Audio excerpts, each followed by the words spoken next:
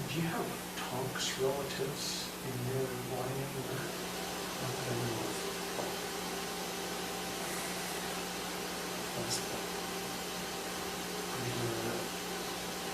County's got a property that pickleball courts, and the river does this, and that, some parcel, and then Tonk's has got this parcel right in, it's on the north side of the river. They've got kind of this trapezoid, and the county owns all the way around it. Just, I don't know why how loud, or what they're trying to master plan that bridge that are on my client. If they pull out a piece like that, I see some cattle in there once in a while, but I don't know. Water access? I don't know. People used to joke and say, "Let them take their daughters and ground everything, but don't try taking the old boy's water." More feuds have started over water than anything else. So I'll just let you know, I turned to the sheriff's page. I thought we would dedicate tonight to doing each of the budgets that he has. I printed off and each of his pages that he has, that has wages and benefits in them. So this chart shows what I did with the 5% and the increase that would come from the benefit adjustment. So that's what this page is that was sitting there. In the front of your book, just laying on top, is a worksheet if you wanted to just make some notes as we work along. These are what I have so far from those departments that have submitted budgets without popping in any of the wage or benefit adjustments. You can pop those in as each of the departments come in if they're making any special requests. So. Okay.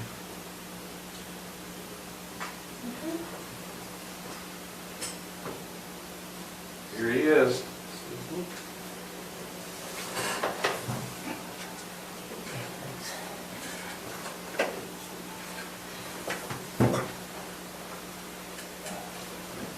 And then that right there, the pile that's in the middle of the table is the 2021 budget up to date.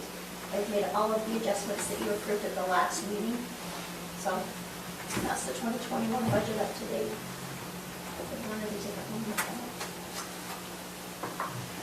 So that's not relevant to tonight, but probably under you. Do you think we want to take this one? Heck yeah, you can. Good work. That's exciting, baby. You can't sleep. There you go, right there. All right. Okay. Okay, let's go ahead and start. Where do you want to start?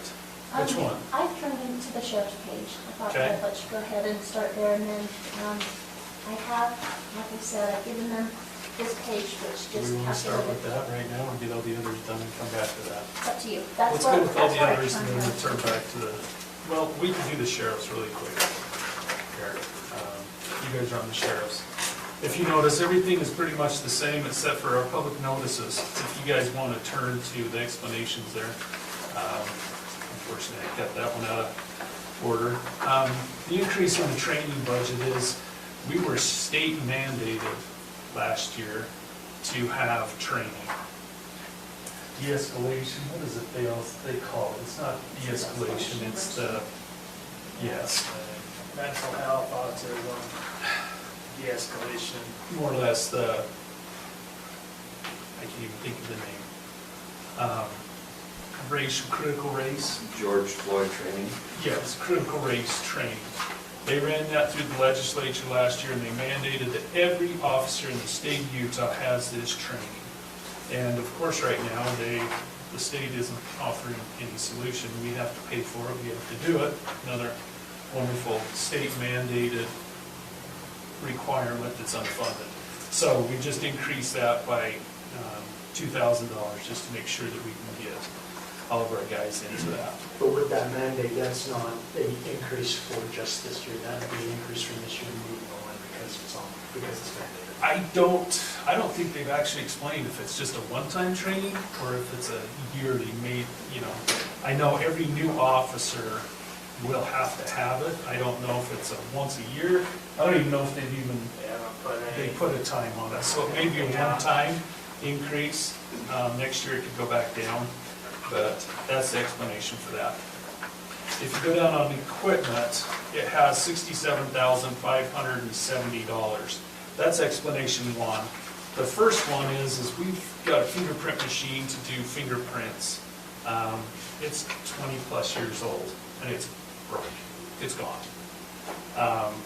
We need to replace it for that service, and to get a new one, it costs $6,925, as it says there, to replace that and get it up and going.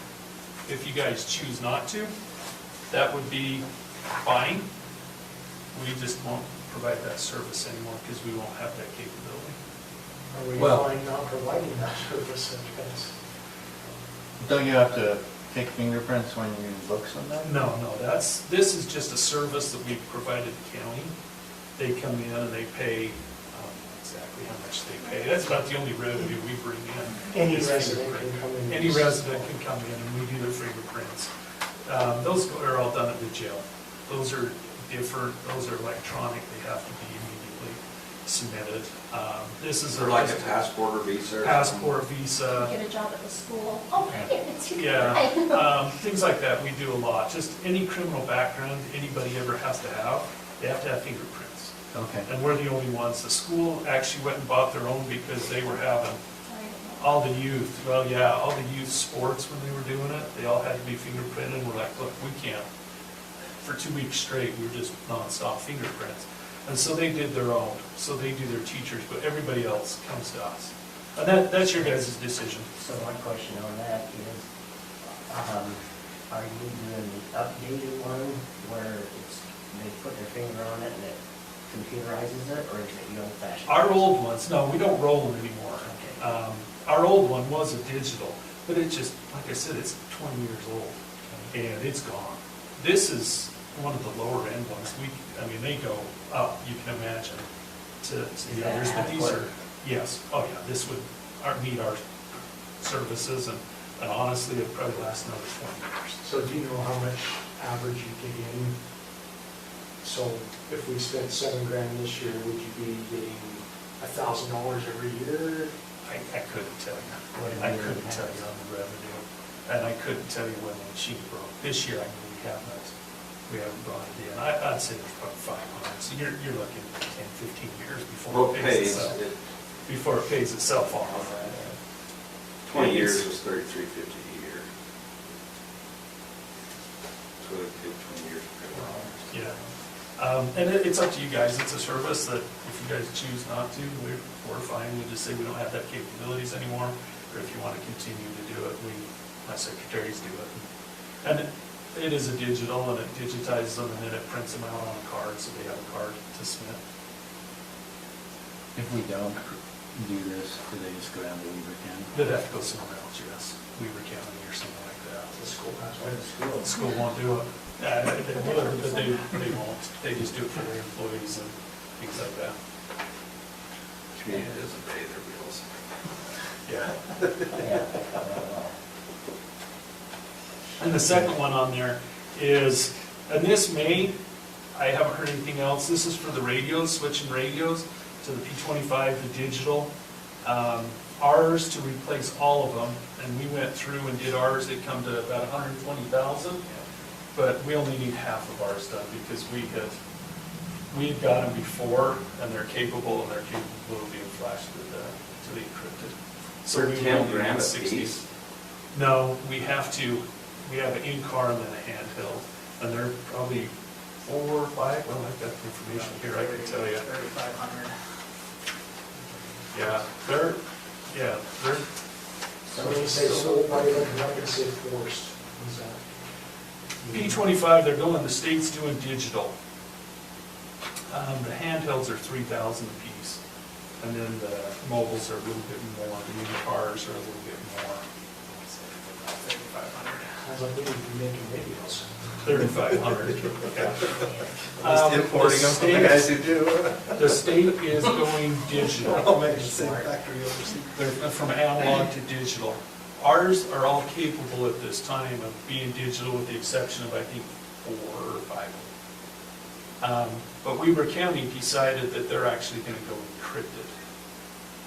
So you can't get a scanner and listen in. They're having some serious problems down there. It even got to the point to where there was some youth that had scanners and they would purposely get into a chase and listen, and they would just go around them. So Weber County Dispatch decided that they're going to go all encrypted. And that's where it comes that half of our radios are encrypted, enabled already, and the other half aren't. So we would have to purchase half. Now, this money we had set aside with the ARPA. Yeah, I was gonna say, we talked about this The RAPA with the money? ARPA Yes, stuff. with the RAPA money. So this money can be used out of that. It says it fits perfectly there. I just have it there just to, So what happened to the P95s that you were looking at? That's what the ARPA was. yes, Is this it? Because That's says it. switch That's it. P9, 25, 95, I don't know what Well, they use there's these 70 days. points difference. Not really. He probably just typed a different number. but Yeah, so It's the this same. is the same one? They're the exact same. Okay. They're so the if digital, we but can they're put going that into digital. From our ARPA, that would be Yeah, great. yes, on that. I didn't attend the last meeting, so I didn't know where that was. So this is only half, and this is not to do everybody in the force, but to just do part of Just do the ones we need to. The others are But it- capable. Right, others are already it. capable. Capable. They're already So- capable so of do If doing we it. spend this, all radios They have to will be be capable. flashed. They have to So be I didn't know if there was flashed. anything else we have to add to them to be able to make them that way. When we purchased them, Is there a we cost get a to flash them? license. No, when we purchased them, we got a license to flash them, Okay. and it came with it, so that's all we have to do, is that. I just had a meeting last week with UCA, and they said that they will be rolling out the first of the year, the digital conversion. And more than likely, Weber County will be one of the first ones to do it, because their center it ranks very high on the ratings of. So we need to be prepared to buy these by the first of the year is what you're telling us, or potentially. The digital aspect of it. I haven't heard from Weber County Dispatch or Consolidated Dispatch when they actually are going to do the encrypted aspect, because those are two different But only things. half of our radios work on the digital, is what you're saying. No, majority of them will work on the digital, No. with the exception of four of them. But only half of them will do the encrypted and digital. My perspective is, this fits with ARPA funding. I would just assume where it's one-time funding, and this is kind of a one-time cost, at least a large cost. I mean, we've got replacement radios, but that's a little different thing than. And I have no problems, that's why I put it on, just to keep the conversation going, that we're gonna use it for that. But if that's the case and we need to get on that sooner, that's probably an ARPA item that we ought to consider approving sooner than later.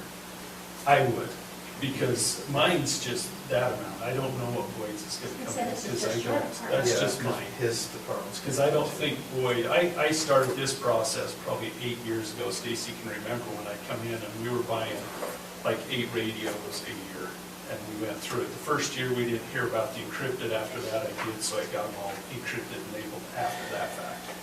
So, that helps us. Okay, and we'll come back to the sheriffs and we'll get the others all done.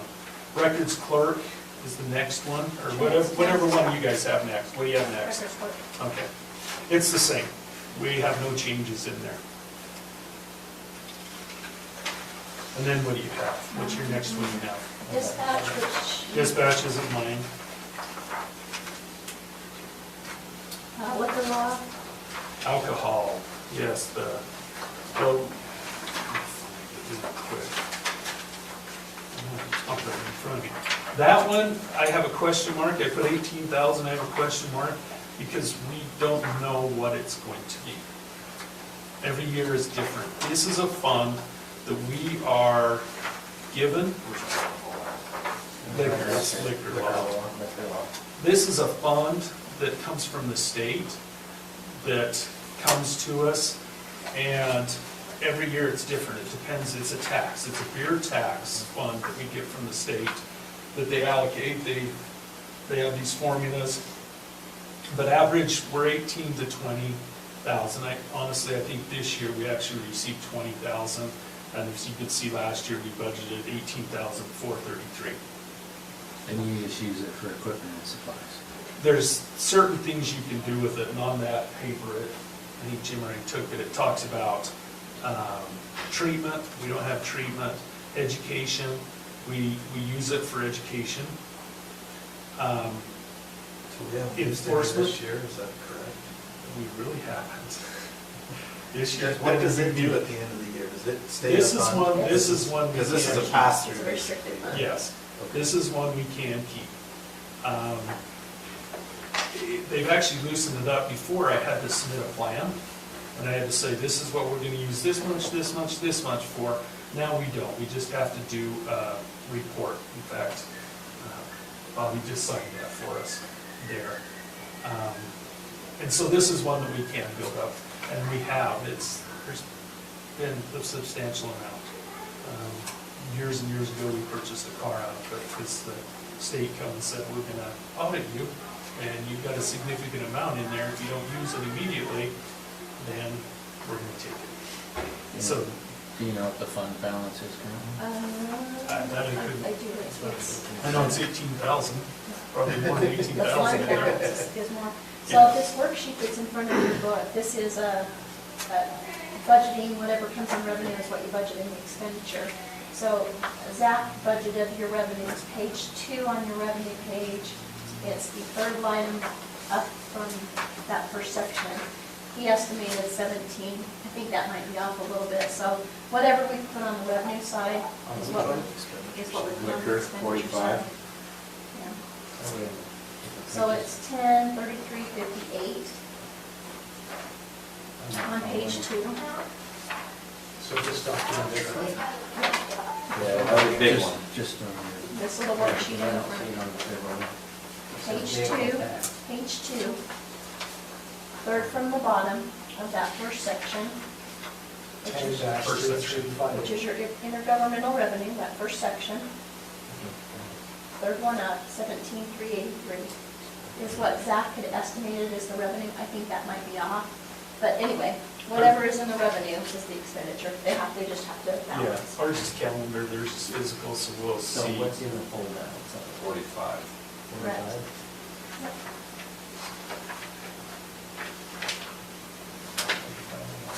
Where did you get that from?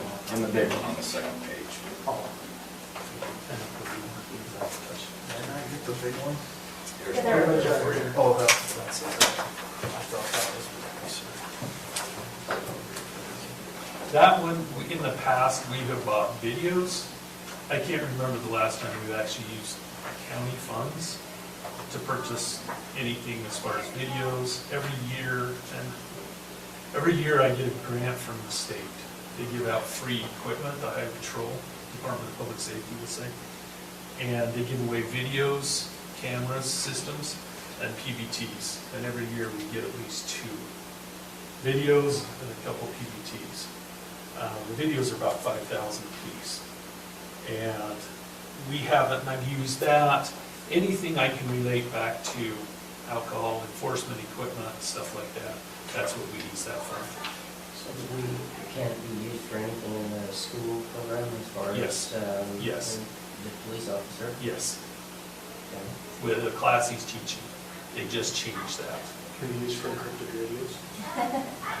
If I could put them as like alcohol shooting radios, trust me, I try to find every way I can, and Stacy's usually the one that say, no, don't go down that road, because you're Not drugs. It's an alcohol. alcohol.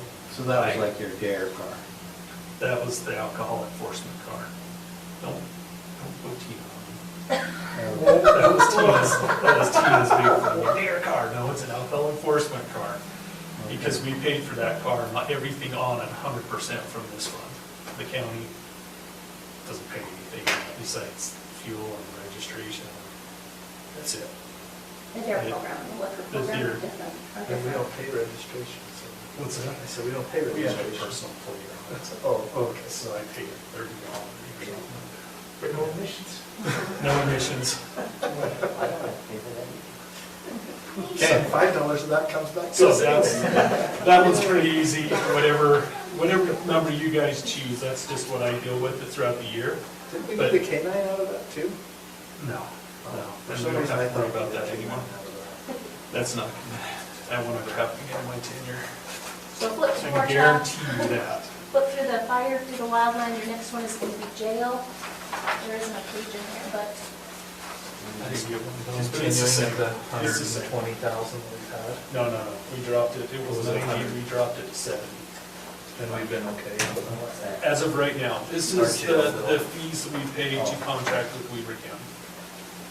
And it's actually a very, very good contract we have with them. We're paying $54 a day per person that they hold for us. They can't even do it for that, but that's the state contract rate. Where's jail? Nothing in it's it. the top tab, yeah, that's what he just said. It's just gonna be the same, there's No no change. change. And it's hard to say. I've got my wildland fire page behind you there. It's hard to say, we've been very good, we're not having to, but if we had something major, that could go over. Is there a lot of people in here? Yeah, right now, they're helping us out because they don't take anybody. Jail reimbursements right here on the second page. If it's not a violent felony. That's the they don't revenue look at side. it. That isn't revenue. Well, let's get rid of the paddy wagon, then. We don't have any reason to haul them. Well, that's paid for, that's been paid for a long time. We still have to haul them. So where do we have that number that we stated? That we've spent for jail, it's 10/42/30. It's right here on Page page 11 at the bottom. 70,000 is what we budgeted. Yeah, spent this year so 70,000 far. that we budgeted. And we've only used 55. we've had that many. Oh, yeah. I used to budget 120,000, so. Yeah. We get bills at times that, well, if you don't spend some time, We I can see tell it on you the why check we're- edit list. why ours is going up. We're 6,000-7,000 It's on 11 and a big one. we're paying. So is 70 gonna be enough? This year it should. It's hard to say, it's hard to say. I'm sorry. So, We saw, you came right from Hee Haw. you're right. Yeah, I'm right. Blaine, what do you need to get you Snickers? We need the Coke. Maybe a rock star. Those sliding ones in my So rock. on this one, Stacy, this total jail has zero, so we should put 70. Yeah, I didn't get one of those. She would send it to me, which it's the same. We're not gonna change it. I don't. So with that contract with Weaver County, is it every 3 years? Do you think? No, it's pretty much just Ongoing? ongoing until, and it's funny, Terry Thompson hit me up Year and to said, date, we need 55, to, listen, this we month. can't provide it for free anymore. And I'm like, no, I got a contract with you. We pay. Oh, no, they said we have. I'm like, well, somebody's taking the checks. Never heard back. When Ardwan took office, he said the same thing. I'm like, well, we pay. Never heard another word. So it's a good, and I know it's 70,000 and you guys cringe.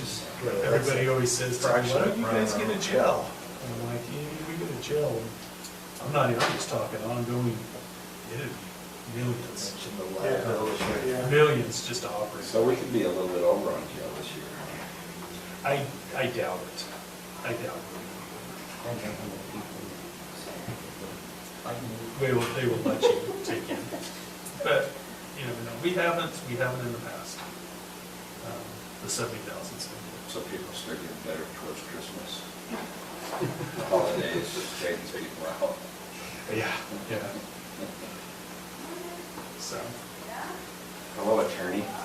next one. Sorry, I'm late. Animal control. Animal control's as you can see, it's the same. We haven't changed anything in animal control. It's the same. Emergency management. Emergency management, I should have had Austin, he filled this out. And this is what he felt like he would need in emergency management for swift water and the SAR equipment, 10,000 employee benefits, I don't know where he got that from. travel, because we don't do employee benefits. Travel, he's got, that'd be travel and training, 2,000. Telephone, 2,000, and then miscellaneous he's got is 1,500.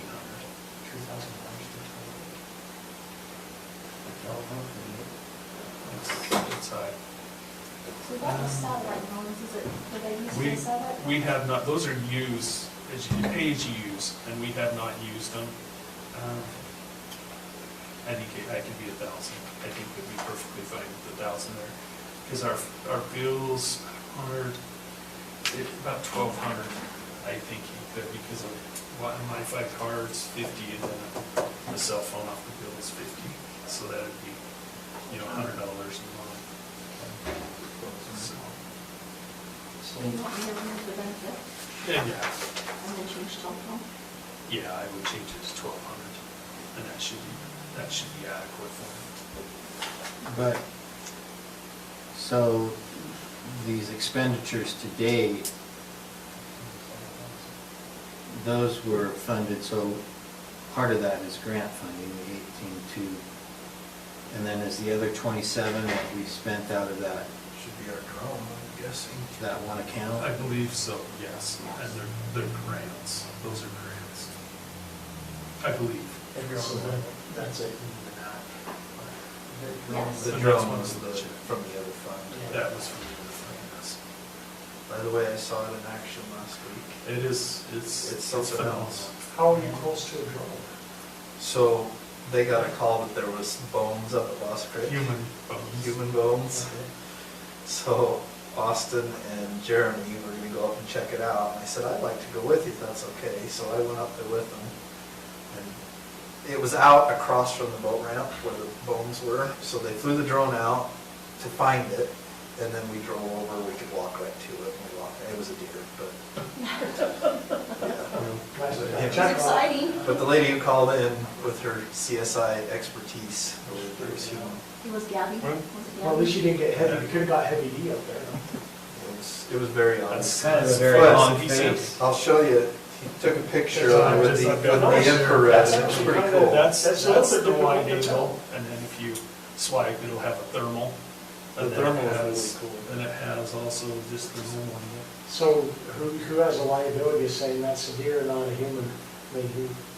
RME, Okay. it's awesome.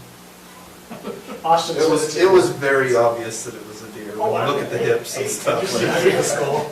Well, there wasn't a skull, there was Yeah. backbone, Just didn't know, ribs, didn't know if it was a relative of Austin. leg bones are only this long. We're good. It's okay. It's not Scott. It's Rob. No, it's, from what we've used it a few times, it's phenomenal. We actually sent That was a picture. 2 of our deputies and our IT to They training. Sitting on the ground. She just took a picture with the infrared of me standing there. It was incredible. Cold-blooded. We went, he took it up 400 feet in the air, and we were over by the boat ramp, and there was a guy on a boat clear over on the other side, straight out from the dam. And we zoomed in with that camera and could read the numbers on the side of his boat. Yeah. I The mean, it the was drone incredible. wasn't the expensive part. It's the It was camera. optics and that, because it does have infrared, the zoom on it. If we were to launch it right now, if somebody was sitting up on the bench at the end, you could tell who it was. It zooms in, the quality is, it's been good, and we're Can we using use it. it to find who's stealing everything out of cars and I stuff? was gonna say, we've actually used it for other purposes. Last night, we actually were flying it here in town, and we have to, a personal pilot can fly just about anywhere they want. We're restricted unless we are certified, which we have 2, and actually Jeremy went to the class, it was free of charge, so I said to Jeremy, yeah, go ahead. The IT aspect of it, so we have 3 that are certified, FAA certified to fly it. And we're 107 compliant, meaning we can fly it at night, and we could fly it over people if we needed to. But he launched it last night, late at night, and just put it straight up, and it'll just pan wherever. And if we see cars in certain areas, we just watch it. And if they're suspicious, we have it on infrared. If we have people walking at 2:30 in the morning, then he can zoom and kind of watch them. So it's been, If there's an old rug being thrown into a church dumpster, no idea. Not called to. well, we got DNA. Jared's car's in the parking lot. Do that at night with a mask on. Yeah, so it's, and we're looking at other things in the spring with Austin. I was telling him, you know, we have rivers that we're concerned about, the flow or something. You can launch this sitting in a bridge and fly it up the river, video it, look at it. See if there's a tree, you know, different things like that, so.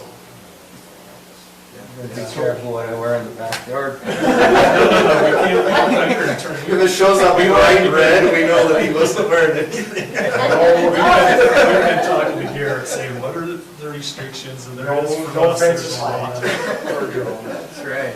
With us, we can't cross that line there. On the So- Swift Water Rescue, has that been done in the past? Did it come from another budget in the past? Is it new? Yes. And this is one we're gonna have to really sit down and really look at. The search and rescue, we have 10,000 there. That's what has in the past come out of, and the training and equipment there. We have that also because we're paying the bill, the light and the gas and everything per month for the search and rescue building. Out of the sheriff's budget. Out of the sheriff's, and that's that one in the sheriff's office, one that search and rescue budget. It just doesn't look like he spent a whole lot of time itemizing and thinking this through, to me. Just guessing here, He's not here, this is what he gave me. because I'd like to see the breakdown of 10 grand or, Okay. It was really nice what you provided, the numbers and the reasonings and definitions and that. Well, that's how I put it. No, I appreciate that. Why, this is it. So I'm wondering if a portion of the 10 would be paid out of that same fund that And I we have used no to pay problems for with the that. drone. I Because, mean, maybe not all of it. I don't know how it's qualified, but. And for the drone, for Yeah. equipment. Yeah. we're moving. Because that was gave an him emergency $100,000 preparedness fund, 20,000. and he's got, some of it's training, some of it's equipment. So maybe if there's additional equipment, maybe some of that comes out of that fund as well. out of the one that he's requesting, No, the one- Oh, out of- He's got okay, travel okay, and I'm training sure, at yes. 2,000, but You're he's saying got about equipment, 10 grand. So and the with lunch him, money ends this year, right? so with him not being here, maybe we could have him come with a list like Wayne's next time, and then Yeah. do one. yeah. I think what he's thinking there is search and rescue, and this is just me, like I said, he didn't put any Supposed to replace explanations. what's in your budget for search? Search and rescue, training, equipment, and Swiftwater. That would be mine, because I have asked him to oversee search and rescue and Swiftwater. I figured with emergency management, that is very adequate to have him over, because 90% of the time he has an incident, they're gonna be involved somehow. And so, yeah, I'll discuss that with him on there. The only thing I would need on there is just to pay for the search and rescue building. The lights and gas and stuff like that. So we could move, you know, right now is that how much is left in this? I don't know. So when you Or how much do- is spent? Okay. When you So I do can- rent out the search and rescue, does that go in your fund? No, It just goes in the general fund? correct. And it goes into a revenue account, not into an expenditure account. I couldn't even tell you how much it ever is, how much there's in there. And when you say, so is that? So, well, I just wondered why he's paying for the utilities Well, and the search and rescue that's what I was monies. gonna ask, who pays for this building, who pays for the fire, do different people pay for every building? Somewhat, yes, so, Not really. well, Only those departments outside of this building pay for their own facility. Those departments that are in this building don't. And So the it's- fire department is charged for their fire and ambulance, for their utilities, for the station, sheriff for the search and rescue, but not for the facility here. Yeah. library, Library and public works. And I'm perfectly fine with continuing to pay it, because it's in, Fairgrounds it comes is to out. us, whatever Well- change all that. I guess all I'm saying is if you have one point of contact that's an operations person, then the money's just do this through one point of contact, or we can have 7 points of contacts, now the monies go out of them and then back in again, so You I don't really, know, just do I really interesting. want to get you fired up on something? No, We have a garbage can from the county that I have to try to get a bill, and then I turn around and put a warrant in, and they get the check and put it in. But when it was explained to me, that has to happen for adequate For tracking. garbage though is a different thing, Yes. because it's an enterprise I'm like, fund, well, it's not coming can from you do taxes. this? No, so, okay. And because we do that, we also charge other entities, because Mountain Green Fire called and was upset that they were being charged for a garbage can. I said, well, even We our are, own folks which pay is for fine. garbage cans because it's an enterprise fund, it's Yeah. not. But it's no, not that's covered good, by tax. that's good. it's just something to think about. I didn't realize you didn't have. So are you saying that this amount in the sheriff's budget for search and rescue could be reduced just to the amount that you would pay to cover the cost of the building? And then the balance would be offsetting this 10,000 over? Yes, yes. So technically, it wouldn't really increase, or it just be shifted. Yeah. Yeah.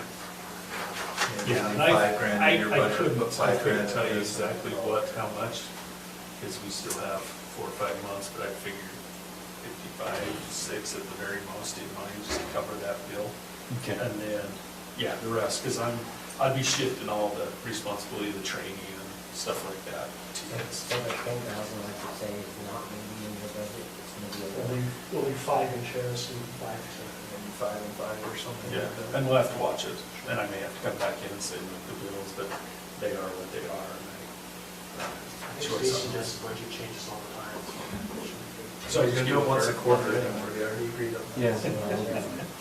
Pull it out of Jared's account and we'll lower here. I don't know, I had one, so sure. Sprinkle some over You there. take all you want out of his account. Sprinkle a little bit right here. Yeah. And then the last one would be fleet. Fleet. Mhm. So flip, it's the last tab on that particular section we're in. On that one, we don't plan on doing any changes. We would just continue with the same that we have now and do the rotation like we have. So I don't mean to, I probably ought to be asking Matt this question, but my guess is you have a certain amount of vehicles that need to be replaced so often, and you're basically saying that this amount per year, that'll cover those replacements ongoing. Yes, yes, we do a rotation, 4 vehicles each year instead of doing a whole fleet across every 3 years. And people always question why 3 years. Well, the warranty is out, and we have a vehicle right now that we, just last month, we paid like $2,000 because the warranty has run out on it. And it's one we're getting rid of. I'll get rid of it now if I could. Just because of that, that's why we rotate them, just to get them out of there because of the warranty. Nowadays, they replaced a computer. Is that a deputy? Yeah, they replaced a computer, and if we had one, the motor went out, and it was just barely before the warranty was to end, so they covered, but if it would have been a motor, it would have been $10,000 easy for any more.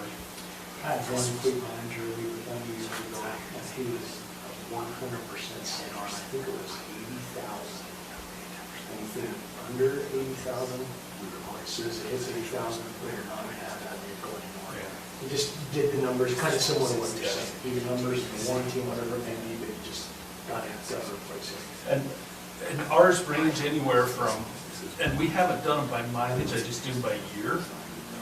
We've had some that have been 50,000, we've had some that have been 85,000 there. And lately, we've got some very good trading. Good trade. Very good trading. See if they, see what they The get. positive is we can buy them on a government rate and then trade them on a retail, which Well- helps us too.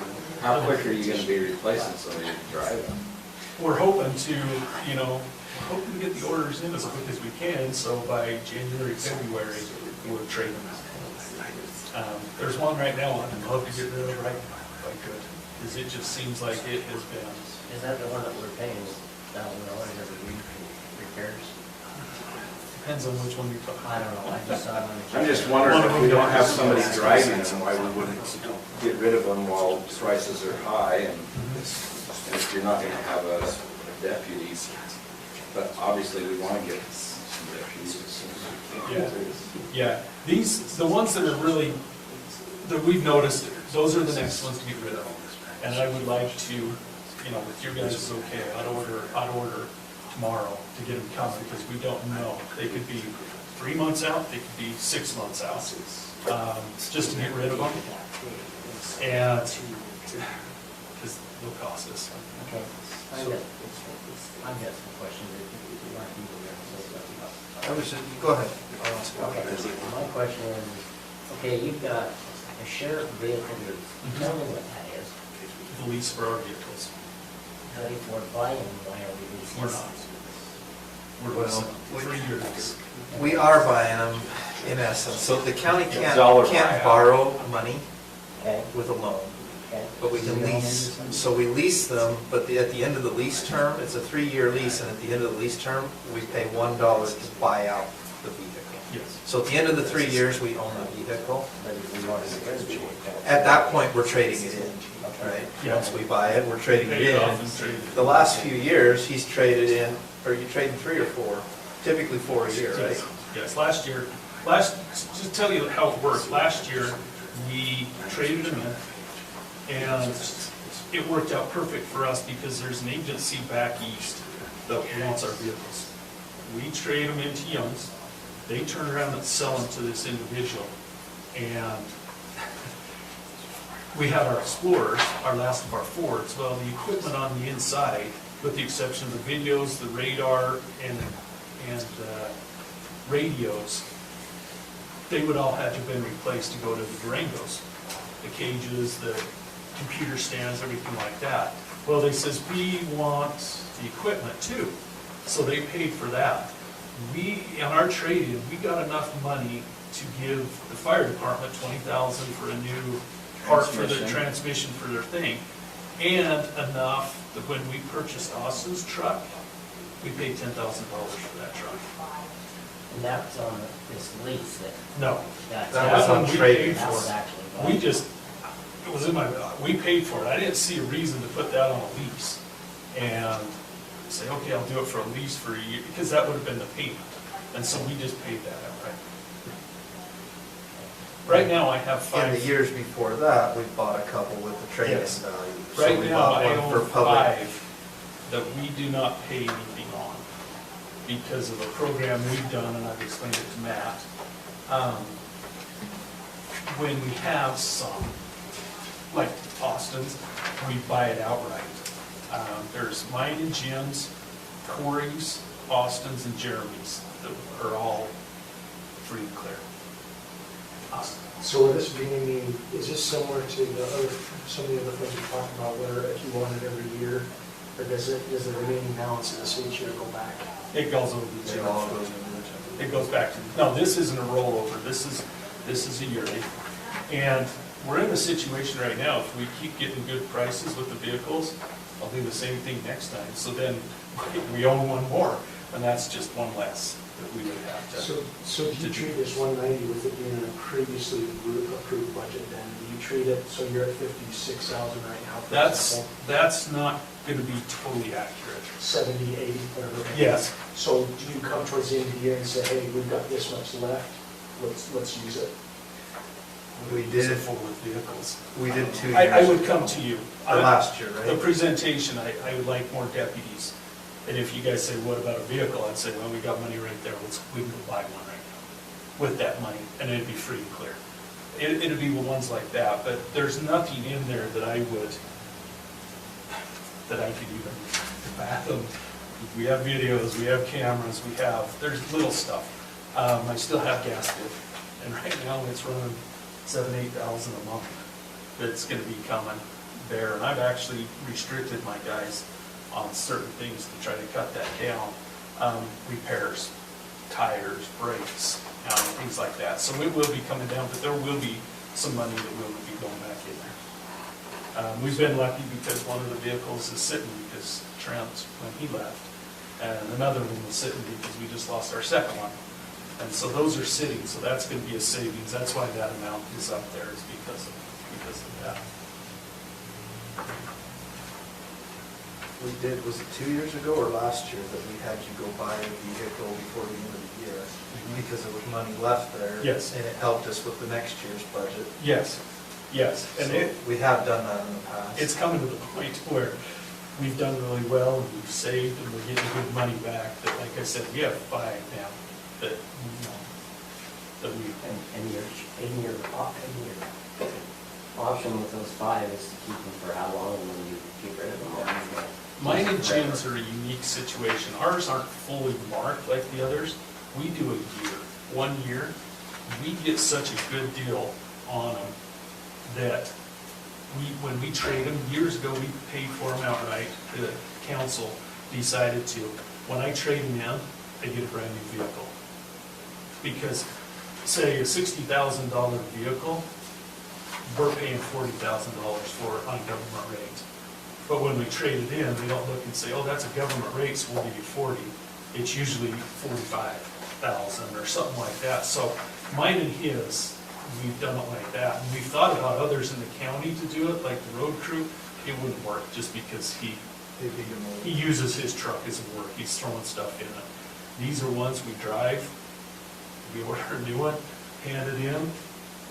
But one of the plans that we have had, so if you look at the road department, the parks trucks are former sheriff's vehicles, but they're quite old, they're 2007s, 2008s.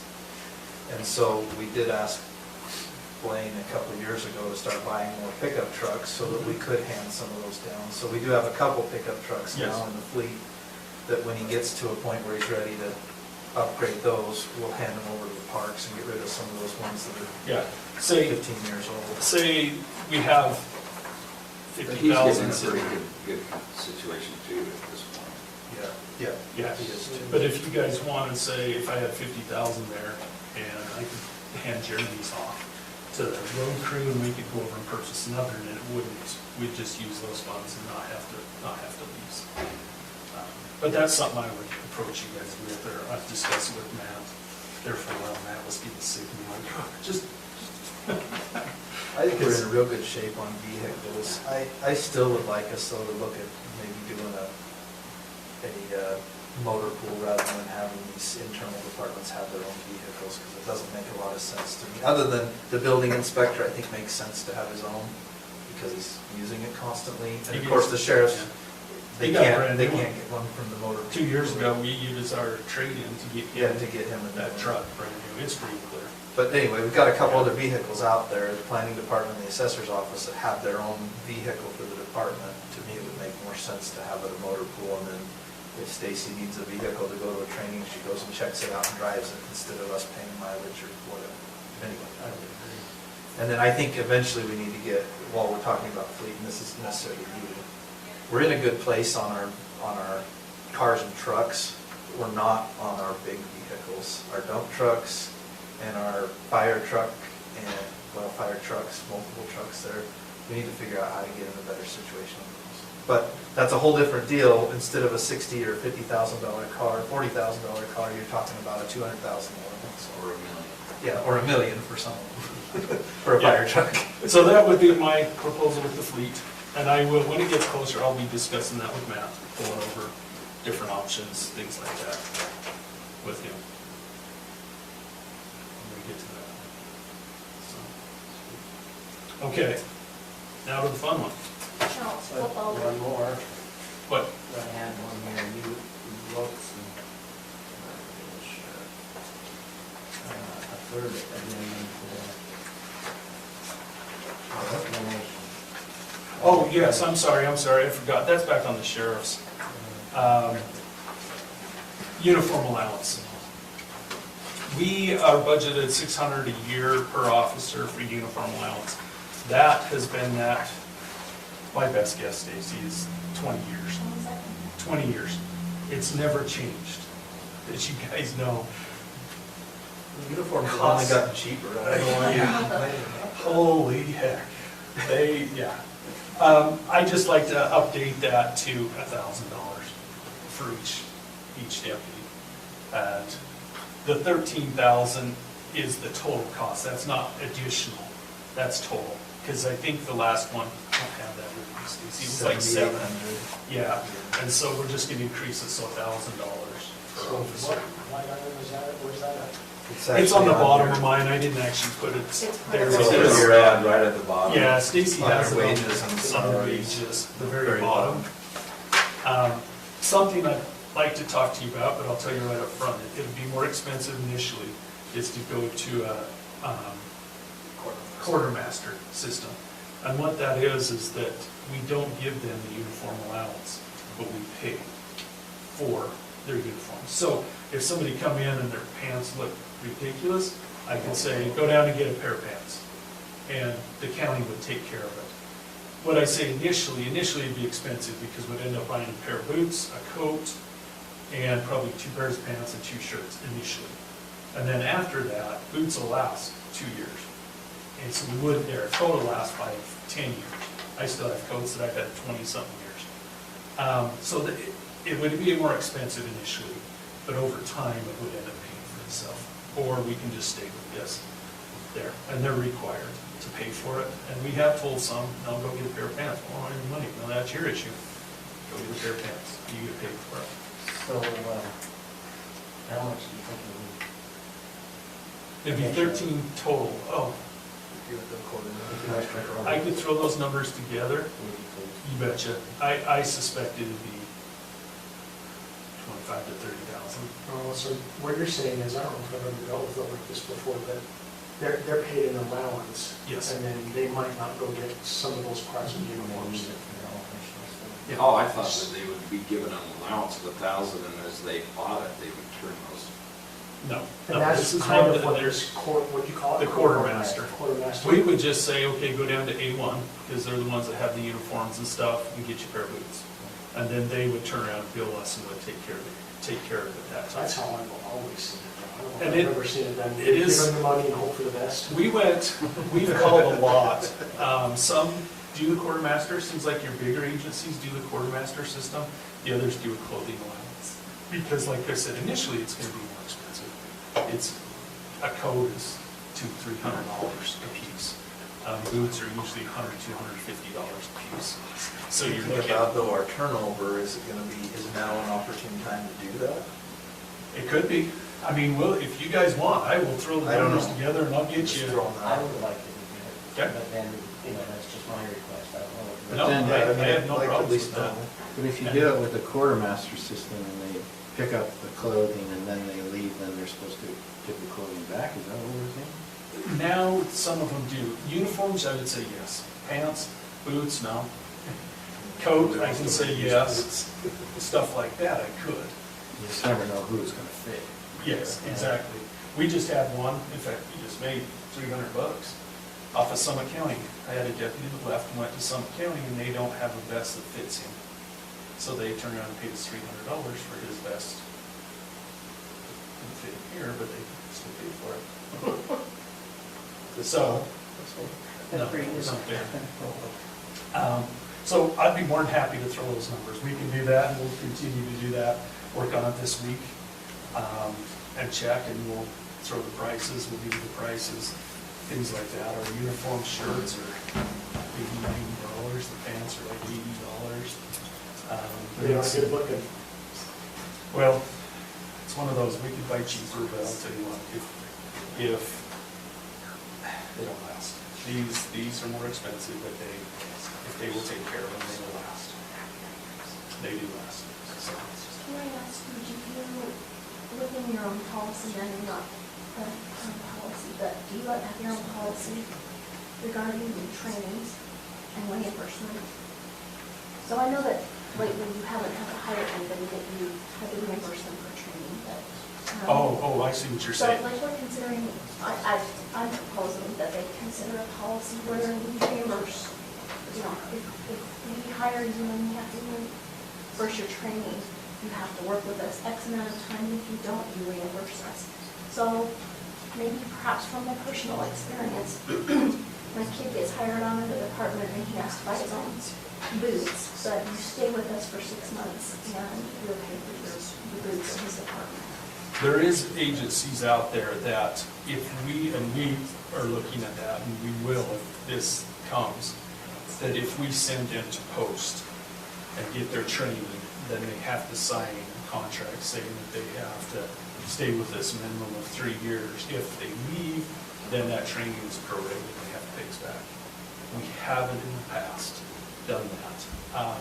But if we do fall into that situation, and the reason being is post costs us, but the state picks up the most of it. Usually they're on their payroll during that training time and everything along that line. And so we would, and we've already looked at it, we got contracts from others that we do it. We just hope that we can get somebody that's already certified, and we don't have to wait minimum 3 months to get them out of post. And So I was asking that question in the context of like uniform stuff as well.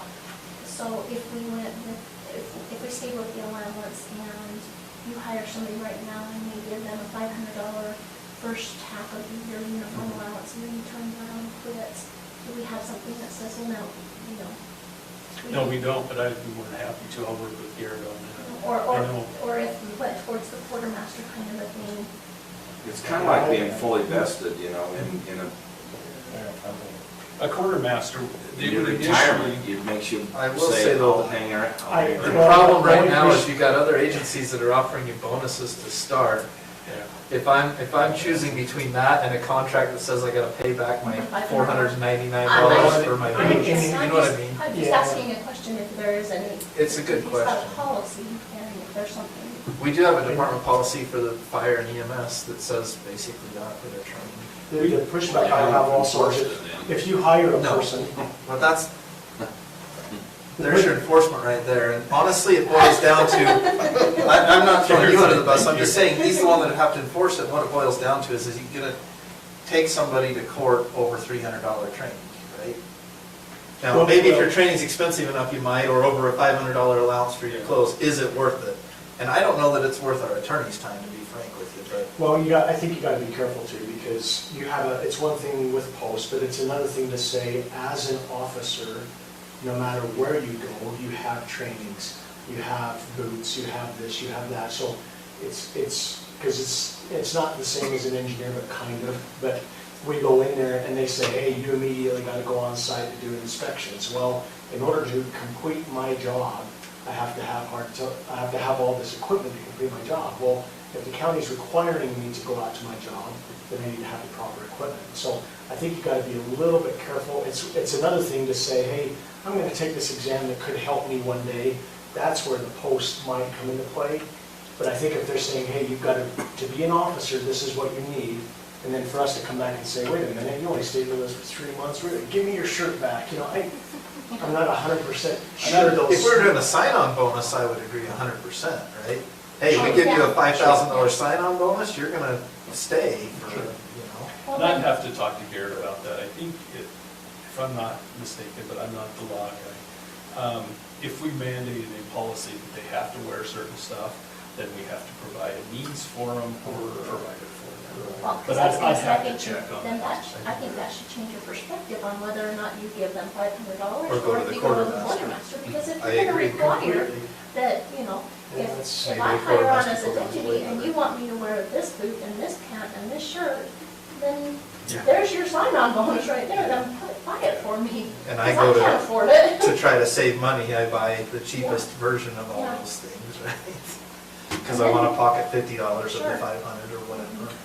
Yeah. Not that they do, I'm just saying. No, I agree. And But I I think think that's- enforcement. Provided that the quartermaster program is not ridiculously expensive, I think that's probably a Well, better. we will do that, and I'll send it to you on it and see. Enforcement on the back end, I think is harder because they already have it and now you're trying to collect. I think the fire department, the policy that we're working on is you pay for it. If you want this training, you pay for it, and if you stay with us for a year, then you get 50% back. 2 years you get, and so I don't know if that's feasible the same way with the sheriff's department, but that's probably why it hasn't been enforced at the fire department, because, yeah, who's gonna go pursue and collect? My speculation on the quartermaster is, like I said, initially it's gonna be more expensive, but over time, it's gonna save you money. Just for the mere fact, I'm not handing them saying, oh, you guaranteed you're gonna get a pair of boots this year. It's gonna be one of those when their boots wear out, and I say, well, okay, when you see your boots, you're not just gonna get 5 new pairs of boots like I know some companies do. They hand them a waiver every year or a voucher and says, go get a pair of boots. it'd be one of those that they need, hey, you need a new shirt, go get a shirt, things like that. But I'd definitely throw the numbers to it and give different options of different places on that. Well, and then my question was kind of like what you said, the sign-on bonus or whatever. If I'm going to hire with your department, that's more of an incentive to me for you to say, and right out of the bat, we will equip you with the boots and pants and the shirt. Because if I'm coming on as a brand new guy, I'm probably young and newly married and looking for my first job here in Morgan County. Instead of, we'll give you $300, that might cover the cost of your boots. Well, the initial, it doesn't. That's what I'm We buy saying. the vests for the mere fact I've got a grant that pays for over half of that. And that's a once every 5-year purchase there. But we get a federal grant that takes care of that. So. Okay, any other questions?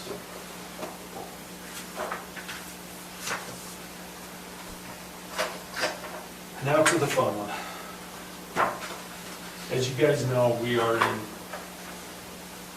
dire need of deputies. We're losing them faster than we can replace. I'm down 2, actually 3, and I can explain the third situation. I know a few of you know a little bit of what transpired, but I can explain to you why I say 3, but I've lost 2, and my third one just interviewed Friday with an agency that's down probably 50, down 50. I suspect we'll be getting a notice that he will be leaving. All 3 of them are due to wages. I know it's a constant issue on it, but I'm going to give you guys, I did this so you guys would have a copy on it. The first one I probably shouldn't have put the very first page. So if you'll turn to the pages after, I'm going to give a little bit of a background of why and what and everything we're looking at. The first one, if you look at, is calls of service. Just to kind of give you a little bit of what we're facing. Back in 1997, we were averaging right around 3,000 calls per year. 2002 to 2006, we were up 4,500 to 5,000. 2017 to 20, 6,000 to 6,400. And the reason we have a jump in there is we changed systems. We went with the Versa term. We can no longer access those. But 97, we had those. 2001, we're already on track to be 6,000 plus calls. Calls of service. These are ones that are actually dispatched to us. The next one, I'm going to show you county growth. 1997, and I pulled this up on the census or whatever there, we had 6,747 residents and we had 11 deputies. And as you guys can see how it's increased to 2020, they have us at 12,462, and I have 12 deputies. 23-year gap, we've increased. Yeah, what were those 11 doing before? That's what I want to know. In 1997? Run their butts off. Didn't we have a coffee shop? Sure. That was the Steve Syme era. I can tell you what he did a lot. You know what's interesting though, Dwayne, is that it actually, the increase from 3,000 to 6,000 in the number of calls per year relate to the population to a degree. It does. It's almost double. It does. You know, in 2020, we're at 12,000, 12 deputies. 23 years, we've increased 5,000, almost 6,000. We've only increased 1 deputy. It's a 2-pronged problem that I see with this. If you guys want to go back to the first one. What do you think it should be per population of, like, per 1,000 people or whatever? How many deputies per 1,000 or whatever? If you go off the federal guidelines, you're looking at almost 2 per 1,000. So that would put us at 24. I don't think we need 24. Because there is times that we're slow. You get a winter night that there's a snowstorm, and there's usually, the snowstorms are interesting because If it's one of those that it comes in the afternoon and everybody knows it's coming and it's just a constant, even it could put down 3 feet, we don't have issues. It's those, they wake up in the morning and there's a half an inch on the road. And they We go have- for work. And they go for work. They weren't expecting it. We have call after call after call after call. As you can see, the population increases. People move to Morgan because they want the environment, but they expect the service they had where they left. So our calls are increasing. Like I said, it's a twofold issue. To start with, the issue that I'm having right now, if you go back to the first one, you can see I have a chief deputy with 20-plus years experience, a sergeant with 19 years experience, a sergeant with 20, a sergeant with 18, a detective with 12, and a deputy with 18.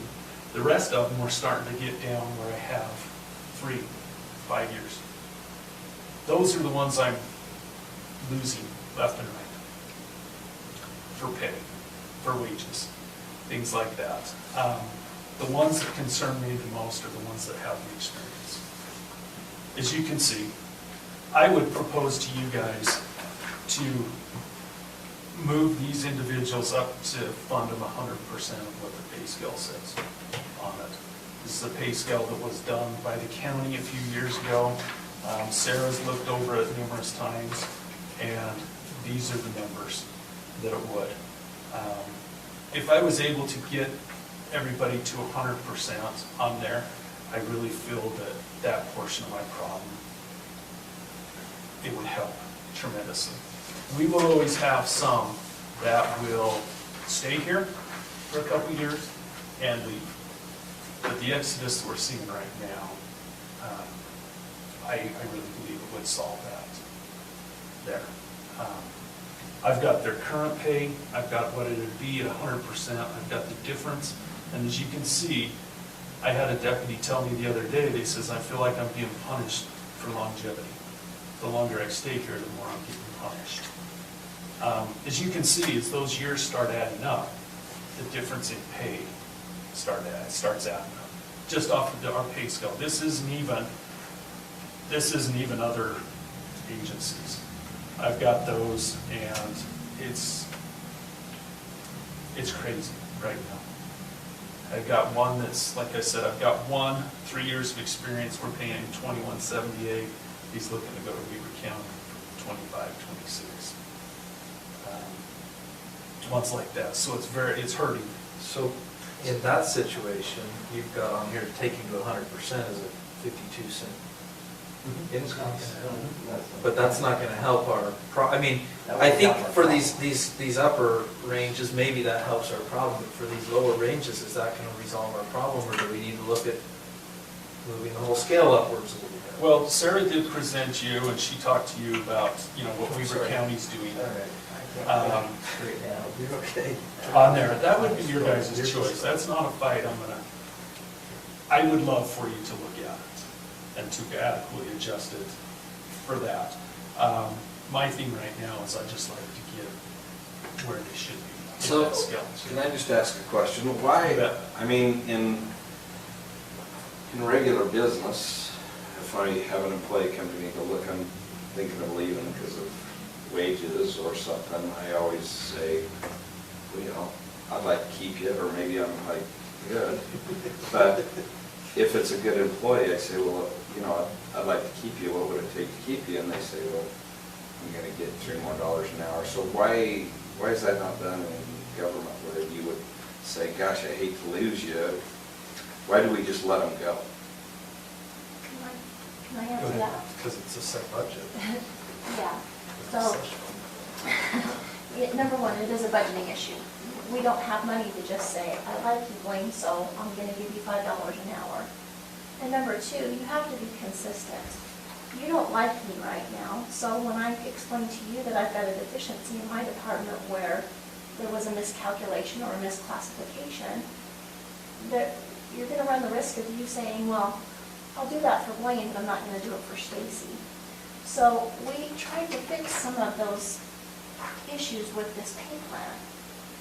And the pay plan was set there so that you could say, Jim's been here for 30 years. Reward him for that longevity. That employee in my department's got the longevity as well. So build this pay plan, build this structure based on the longevity. Reward them on their skill class.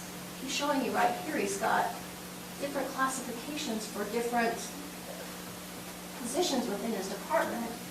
And so, I don't know what charts he's got, but the chart that I have shows that if you do X in my department, you fall here on the chart, which means you're eligible for, you're eligible for this type of pay.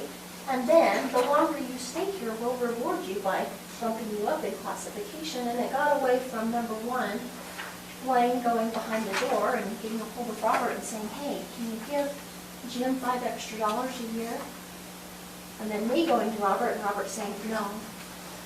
So it was a, I don't know if I'm capturing your feelings, but for me, it was, as an elected official, it was me being able to say, Leslie, if you have this skill set, you qualify for this grade, and the longer you stay here and show loyalty to this county, you can grow into this wage. And, you know, if you don't have this skill set, then this is what you can expect. And if you want to leave, then you don't have anything to look forward to here. So I have a couple comments to that. The department I ran in a county government, if it fit within my budget, it didn't have to be employee benefits necessarily. I had an overall budget, and there was multiple times I went and said, look, we're going to lose this individual. I'm getting it from over here, I'm doing this and that, but I'm not increasing my budget. I'm just shifting the dollars from this other area in order to keep this person on. I did that multiple times, actually. And then they did a salary, speaking of analysis, a salary analysis, and said, oh yeah, it looks like they fit within this range, so that makes sense. So just to, not to say against what Stacy's saying, but I actually have seen it done that way before, where you can come in and say, hey, I want to keep this person, it was $2 or $3 more is all it was. You know, there's sometimes where you say, they'll go to Weaver County for 25 or 26, and maybe we say instead of $22.30, we say $23 or $24. Yeah, I'll stay for that. I don't know, but I think there's some possibilities there. The other concern I have, and I'm being a little bit of a devil's advocate here, I like the pay rate scale because what you should be saying is here's a position that has specific requirements. I learned something new at my job, so that's hard to say too. I learned something new at my job every week. But there's certain requirements or a job description that once you understand that job description, it might take 2 years, 3 years, 5 years, and then you understand it. And versus understanding that job description and just being there for 30 years and getting increase after increase after increase, you basically can say, well, we can actually replace you with a person with 3 or 5 years experience, even though you've been here 20. And that's where this pay scale helps. It says you, and I'm saying it a little bit different way than Stacy, you actually have a roof in this position. And this is being recorded, but you're secretary of any department, and the secretary, you max out at $25 an hour. That's what you max out at. So you can stay here 30 years if you want, but if you increase 3 or 4% every year, you'll be done at 10 years. So I do like the scale if it's set up correctly, but those are just my 2 thoughts on those 2 things that you guys mentioned. I do think there's a little bit of an ability, if you can find money in your budget to say, I was budgeted this amount, I'm down 3 people. Commissioners, can I give me a little bit more money with these 2 guys for the last 3 months just to keep them here? And I think we would have probably said, yeah, let's keep them here and figure out what we do in next year's budget. Because ultimately, it's probably going to cost more than just keeping them on to replace them. Training costs too, we don't quantify that. Maybe your thought is, like Matt mentioned, I'm okay with this change. Maybe that's the case too, but. You know, and I understand what you're saying, Matt. I can tell you right now, if I did that once, I'd have everybody in my department going, I'm leaving. This is what I need. If some of the issues that some of my deputies have voiced to me is that we don't really have a pay scale right now. If we had a pay scale and they knew, like you said, It goes from here to here. If you look on ours, I have a deputy 1 and a deputy 2. There's requirements to get moved. It's just not, okay, after you do 2 years, you're gonna get moved to a deputy 2. I believe the time frame is 3 years with additional training, FTO, all these additional requirements. If they meet that, then I move them to a deputy 2. Do a Which is personal what Jared action described, plan. there's a Yes. ceiling in that position. And Yes. if you want to get to a different position, you take the steps to get to that position, it's not an automatic thing. Mhm. So the county had this pay scale, Mhm. right? And 5 years ago-ish, Mhm. 4 or 5 years ago, the council, it was before our time, the council abolished the whole thing, and they were gonna come out with this whole new thing, and they did the pay study and all that stuff, and then they never adopted anything. Yes, we can add a little bit more. There was some accusations that one person tampered with it, no, the other person tampered. When Sarah came in to the council, they asked her to take a look at it. She did. Yep. She come back and said, I made a few little tweaks, but it is good. Here it is, it's good. Since then, she's come back a couple times, I think, and updated and said, okay, this needs to be updated, this needs to, things like that. It's a good pay scale. You know, I can sit and fight and say, I could sit and fight and say, oh, yeah, no, it needs to be We just never got a new moved, it needs to- pay scale put in place, Yes. because there were those on the council at the time that were adamantly against it. Correct. Yes, Or somebody to administer it. Now, yes. I agree with Wayne. Yeah. We've got something there, but we don't have somebody that's going Do you to really want to look at those? administer it.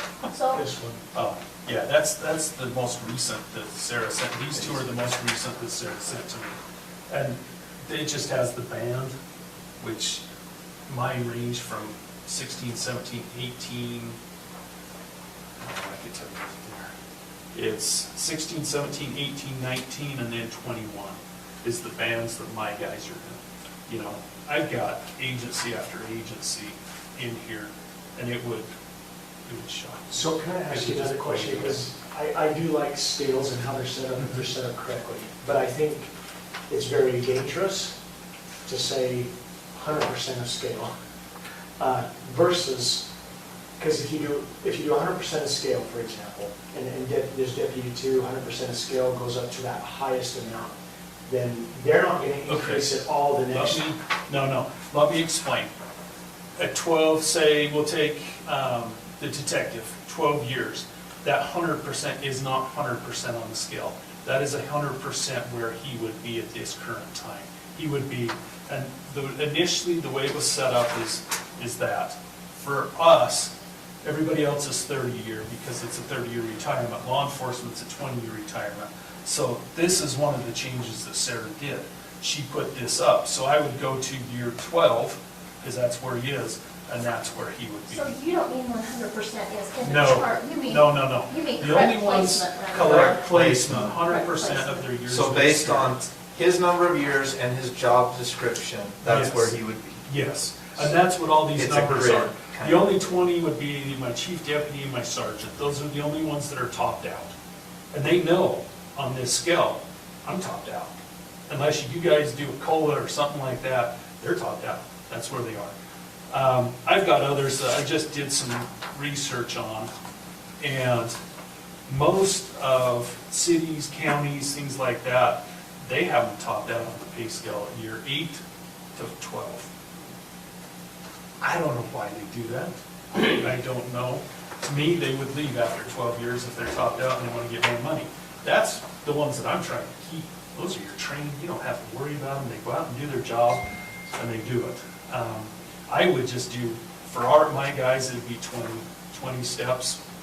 And if they have 20 years and they continue to, they decide they want to stay past 20 years, because they're eligible to retire at 20, then they know that they're topped out. They know that that's what it is. And in Sarah's chart, is it similar to the old pay plan where we had, like, after the first year, you Oh, I took hated once? that one. But, so explain the steps in Sarah's chart. Sarah's would be every year. Every And year she, they get a step. and she has come, and I agree with her on this. My deputies won't like me for saying this. I think there should be something else attached to it instead of just a guaranteed step. I think there should be an evaluation on it. And she has proposed, maybe a 2% COLA out of that step. and then 5% evaluation on it. That's. There's no evaluations done for them? We do evaluations in my office, but in the past, there was some elected Hey, has officials not just been- that have said, no way, no, I don't like that. Me personally, I agree with it, because if I have a deputy that's just out there working their butts off, I have one, that when he was on patrol, he was out doing the job. And then I've had some in the past that they were a body, a breathing body, that answered a call when it was given to them.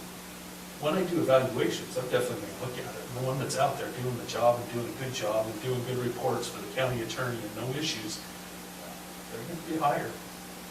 Well, that's how I ran my department Yeah. in engineering always, so I don't know. That's how it should be. That's how it should be. It should be. So, Because it gives them There's incentive. gotta be a value There has to be.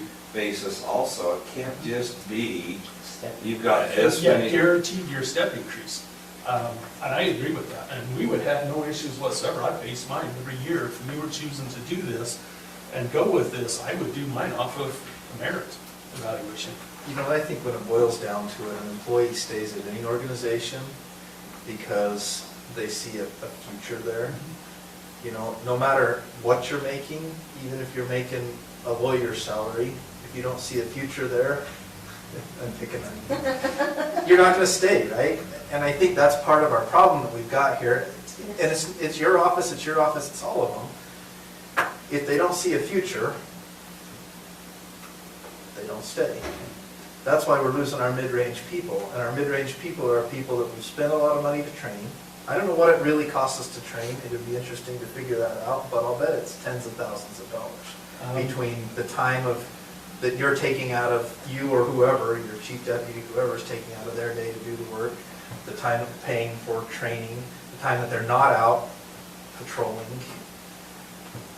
That's my concern. And when it boils down to it, and I know you've got here, you know, we can use some federal funding. And No, yes, that's we- the other. You're going way too far. Okay, well, funding-wise though, here's the thing. I think if we have to talk about a tax increase, which we may have to do, especially to do something like this, I think this is the type of thing that I'm comfortable supporting an increase for, because it's an absolute necessity. But the thing we've lacked in the past, because the last 2 years we've done it, right? We come in here and we sit down for this meeting, and we talk about a tax increase, and the public comes in with their pitchforks yelling and screaming about it. And not one person stands up and says, we need this because we don't have enough sheriff's deputies. That's what we need. We need that public support of people saying, look, this is important. You know, we had the Mountain Green fire chief come into our last meeting. I don't know if you saw the video, and he stood up and said, we need more sheriff's deputies. We don't feel safe running these calls and not having a deputy there at times. And I agree with him. So I think we need some of that support, and we need to talk about it and be real. This county has kicked the can down the road on some of these things for years. I mean, you look at your thing, 20 years really, and we hired one more guy? That's insane to me. But no business would operate that way. And No, I will tell you. never operate that way. We went through some very difficult times budget-wise on it. We all stepped back and tightened up the belt and we made amends. And shame on us, because we did. It's getting to the point now, Well, we're getting well, inundated with. you know, Well, if you define make it work, you cannot respond to all the calls that you need to. I mean, is that working well? Adequately.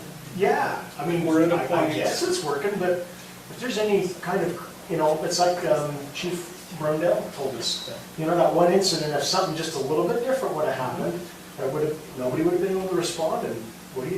You know, Yeah. it's like the insurance thing. I mean, we all have insurance, but the minute, you know, when you need it. Anyway. And this isn't on you guys, but right No. now. It is what we now. determined. It is We on us, determined you know? the outlook of the sheriff's office for years to come. Because I won't sit and tell you, we can't hire people, because we can't. But what quality people do we want? So can I be a little bit of a devil's advocate as far as? You betcha. What I am used to seeing in my field is there are experts, right? Also, I talked to a designer today, and I can have him do 90% of my job. I make the correct calls, and I make the signatures and do different things. He can do 90% of what I can do as far as designing And so we call them the worker bees, but they get all the work done.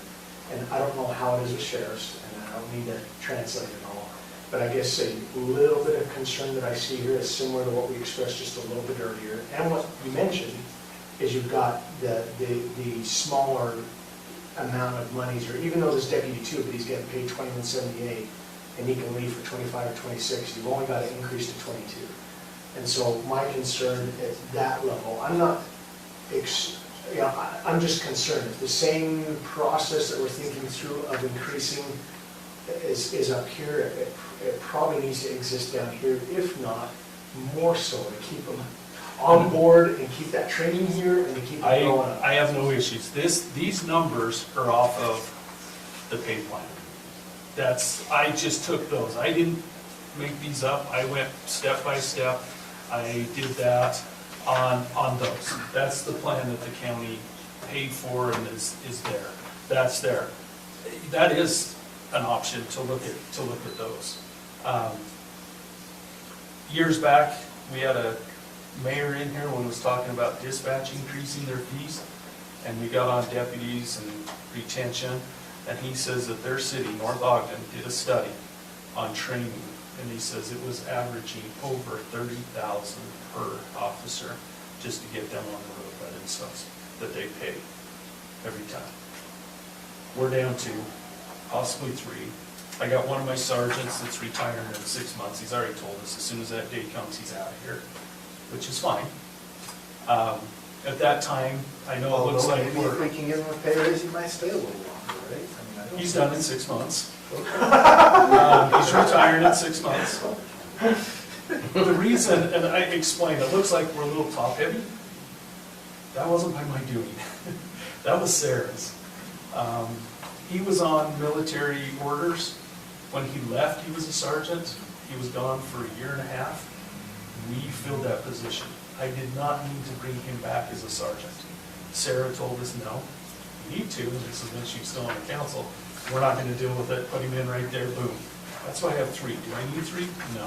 When he retires, I'm not going to put another sergeant in there. We don't need it. The others, one detective, we're counting 12,000 for Jeremy's getting his, he gets it handed to him quite often with caseload. So can I make a suggestion? If we have Sarah until the end of the year, and it was her department that helped put this together, if this is what you're leaning towards, and one of her suggestions in the email that she sent out, and it sounds like you're heading towards all of that, can we utilize her services to just say, get us better information on this lower end, like you've expressed a concern, and support for the top part? Get you where you're, I mean, it's obviously a concern of hers too, and we're about to lose her, and Yeah, I agree. That's good. I would support you guys wholeheartedly. We need to come in and explain the situation we're in, tell a few little stories of one individual on a domestic violence, very violent domestic violence, just staffing issues. I think we do, and not, different ones like that. I just feel like to the public, when we talk about a tax increase, and I'm sorry I'm talking about that now because I don't see any other way to really do it long term. Yes, we could use some federal funding short term, and maybe we'll have some increased funding later. That's a different. That's a whole different deal, but what I'm saying is I don't see any way around not doing some type of an increase to make that happen. And I think we need to tell the public why we're in that situation. The public doesn't know. They think when they pick up the phone, there's an officer around the corner and he's going to show up right then. They don't know that there's sometimes one guy out for a 600 square mile county, and if I'm in Croydon and he's in Mountain Green, it's going to take him 30 minutes to get there. So I think it's important, assuming he's not on another call. Yeah, and some of that's we're to blame because we have busted our butts and the community doesn't see it like others. The other concern that I really have is I'm concerned that if we have an officer get into a situation and he doesn't have proper backup, I don't want to see somebody killed because we were too cheap to, or didn't have the backbone to stand up and tell the public, look, you're going to have to pay a little more in taxes, to fund the sheriff's department where it needs to be. I really think if we were to, show them the call volume over the years, and the population over the years, and federal guidelines, which federal say you should have this many per 1,000, I really think it would sell it. I'm a taxpayer. Do I want my taxes to go up? No. But we are at that situation to where we gotta do something. So I guess the thought I have is for you to run your department efficiently, you would fill the 3 vacant spots that are going to be currently vacant? Mhm. And what else would you add on to that? We Or would have you- got 3 right now, a 4th probably in February. We interviewed today, 2 very good. We have a very good candidate, a 3rd one that we're going to. I suspect out of them, we will get at least 2 out of the 3. I'm hoping get 3, and I'm hoping I don't lose my guy, but everything's pointing that we will there. I've got people to do that. That gets us back up to staff, but then it just leaves us at that 12. It's not But again, that- where would your number be? That goes 16? that goes right to So your the total next number of one. deputies. The total number. Yeah.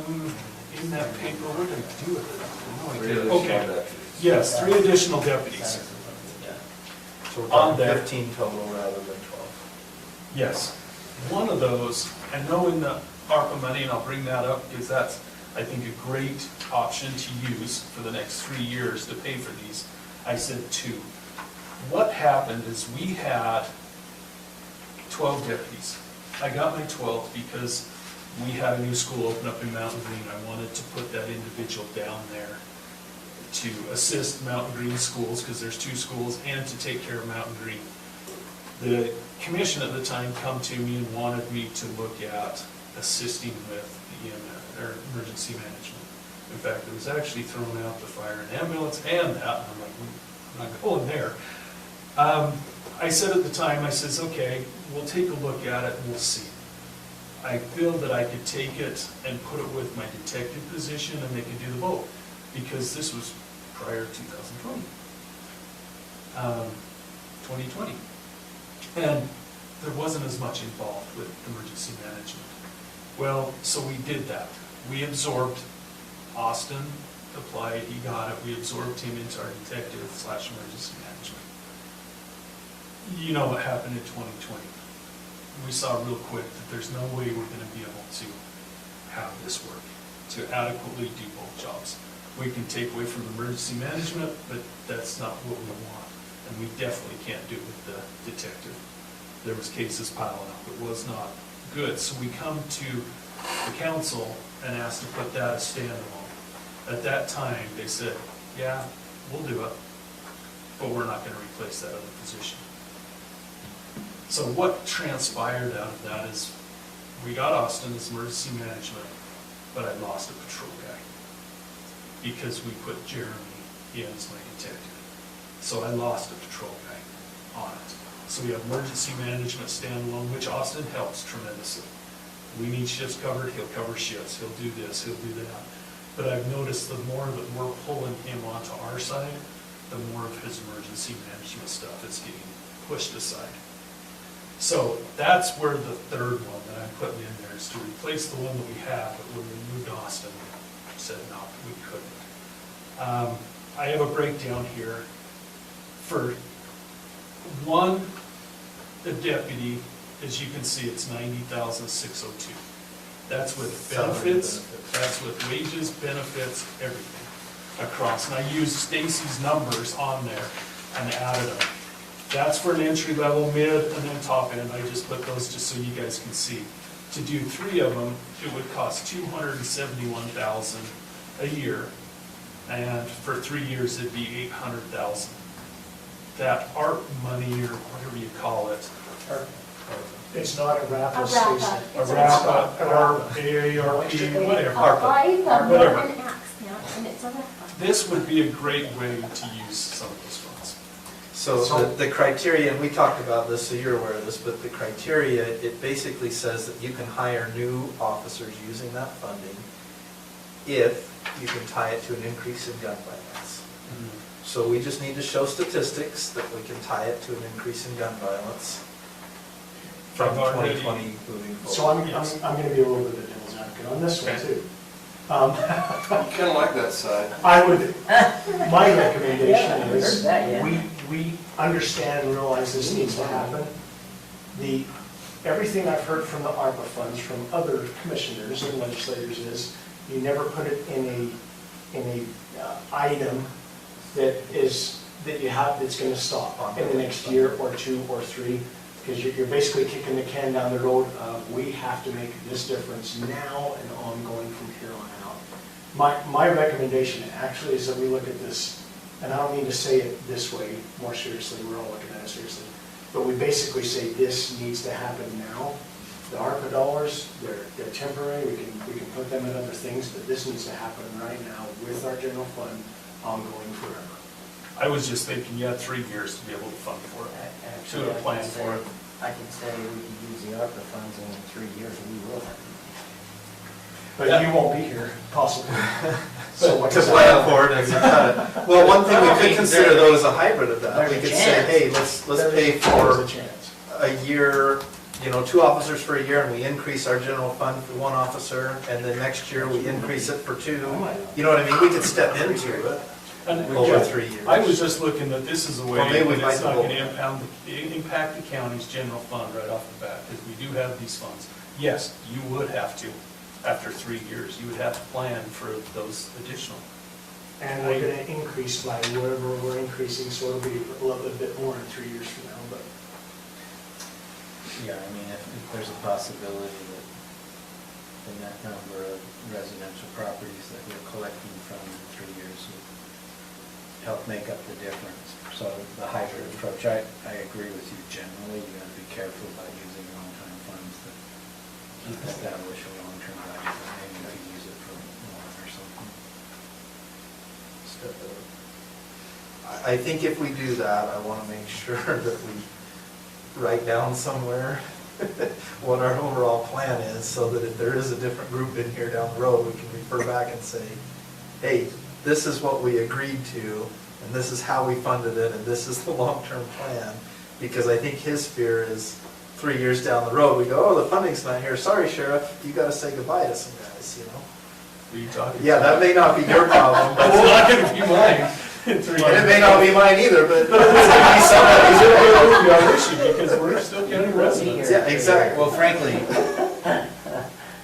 I mean, from my perspective, what we need to do is just figure out what the budget is and decide what amount we can legitimately increase, and if we have to make up the difference from ARPA funds, then we've we'll got come back. That's And, at least and this whole red flag thing with auditor on ARPA funds, can we get maybe 2 or 3 people that all say, this, you can charge it on, the red flags won't come up if we do this? Is there any way, like one of them being your I've auditor? got President Biden's speech. Seriously, he said, this is an excellent way to use this money, is to hire The FAQ is clear about that. additional, not, Yeah, it says additional. Yeah, one Give of back them up being the additional. auditor He that also actually comes said in and we're says, not hey, anybody you guys in the are game. spending this Yeah, What's money. that? to- He also said he wouldn't be sure. He's the one that's picking this up. oh, you would have to throw that out there. Okay, this time was the only time he's really talking sense. Well, what I will say is that COVID was more relaxed, these ARPAs are more tight, so we just need to, I just want to make sure. I thought it was just the opposite. Question for the one. Yes. I'm going to be a little bit more of a devil's advocate here. Can you tell me what the different positions do and how many of them are on patrol of the different positions you have within your ranks? Because, I mean, if we're hurting on patrol, I would like to know why some people are not on patrol. Everybody from the chief deputy down. And with Is not on the exception, no, we're on patrol, with the exception of emergency management and the detective. And that's 24 hours a day. We try. So the chief deputy is not on patrol at No. all? Well, not on a daily basis, but me and Jim, we have a radio on, and there's times we hear a call, we're off, we're gone, we take off and go to it. But as far as active on patrol, no. Those So are, who those is are our, ones. who is our officer at the schools? Todd Christensen, one of our deputies. And he's the one that might be leaving or not? No, nope, Todd Dickerson. Or another no, one? it's, yeah, no, he is not one that is applied. Okay, so he is the school officer. Yeah, sorry. And these are 40-hour-a-week things or something, or what? All We these work- people do 40 hours a week? We work a hybrid, yes, they are. That's why you've got 2,236 hours. Yes, we do hybrid, we're 86. Sorry, you gotta throw jokes in budgeting here once in a while. Did you say hybrid or hybrid? Because hybrid would mean a lot of breeding, right? I mean, At times I'm I don't know. wondering. Fancy breeding. Unique law enforcement. We're 86. Make you laugh a little. 86 is a number that law enforcement, they say, does not get overtime until they get 86 hours. So we're scheduled for an 86-hour week, which is also with URS. We're classified at 86-hour work week. So another, I've also heard that because it's such a minimal staff that you rarely have weekends, because you got, if you have to always have two or whatever it is on patrol and they're 8-hour shifts or whatever, the 10-hour shifts, then weekends rarely, depending on your staff, would you even have a weekend off. You're working does that sound about We're on a right? rotation, a 3-month rotation, and I'm very adamant with this, not to leave somebody on constantly. So they could be a daytime car that comes out at 6 and goes home at 4. We have some that come on at 10 and go just for staffing.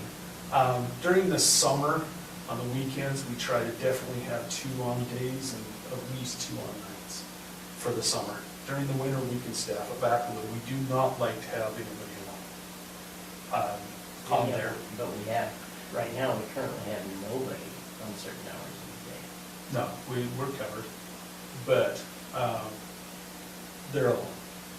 So I guess the point I'm making, kind of maybe what mine is if we're so minimal on staff, there's something we've got to tell the public, for example, there's only 1 versus 2, there's certain hours, there's no staffing, I mean, what?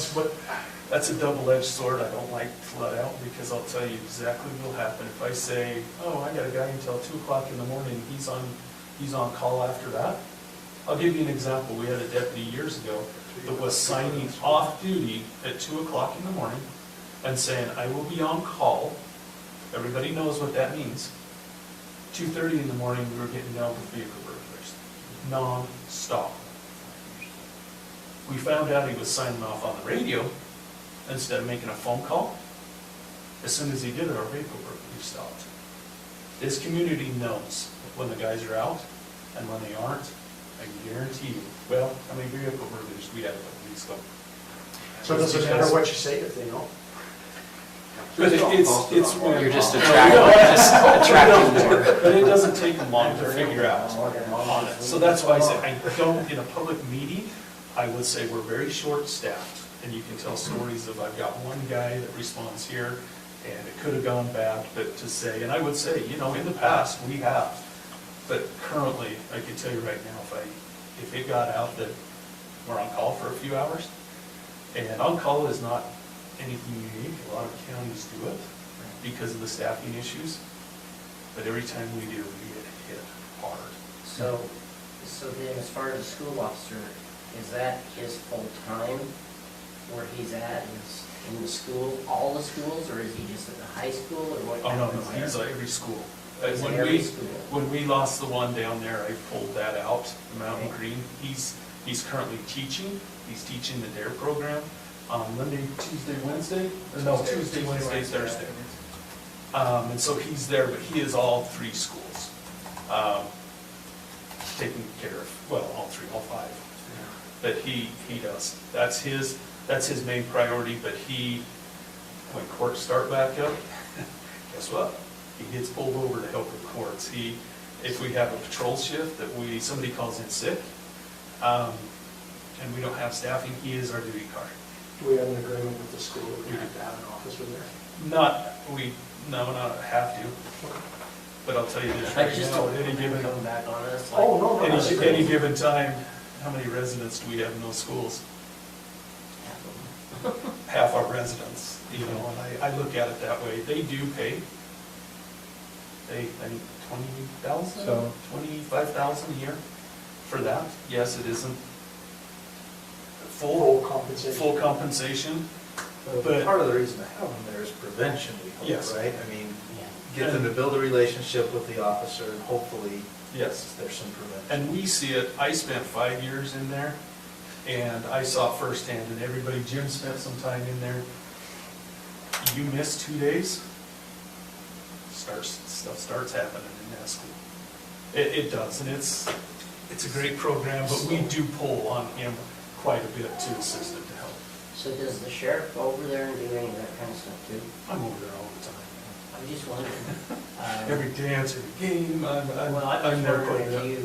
if you make that as a presence for you being the sheriff of our county. Do you go to the school activities? Do you stand in front of the crossing spots out here and wave at people and, you know, let them know who you are.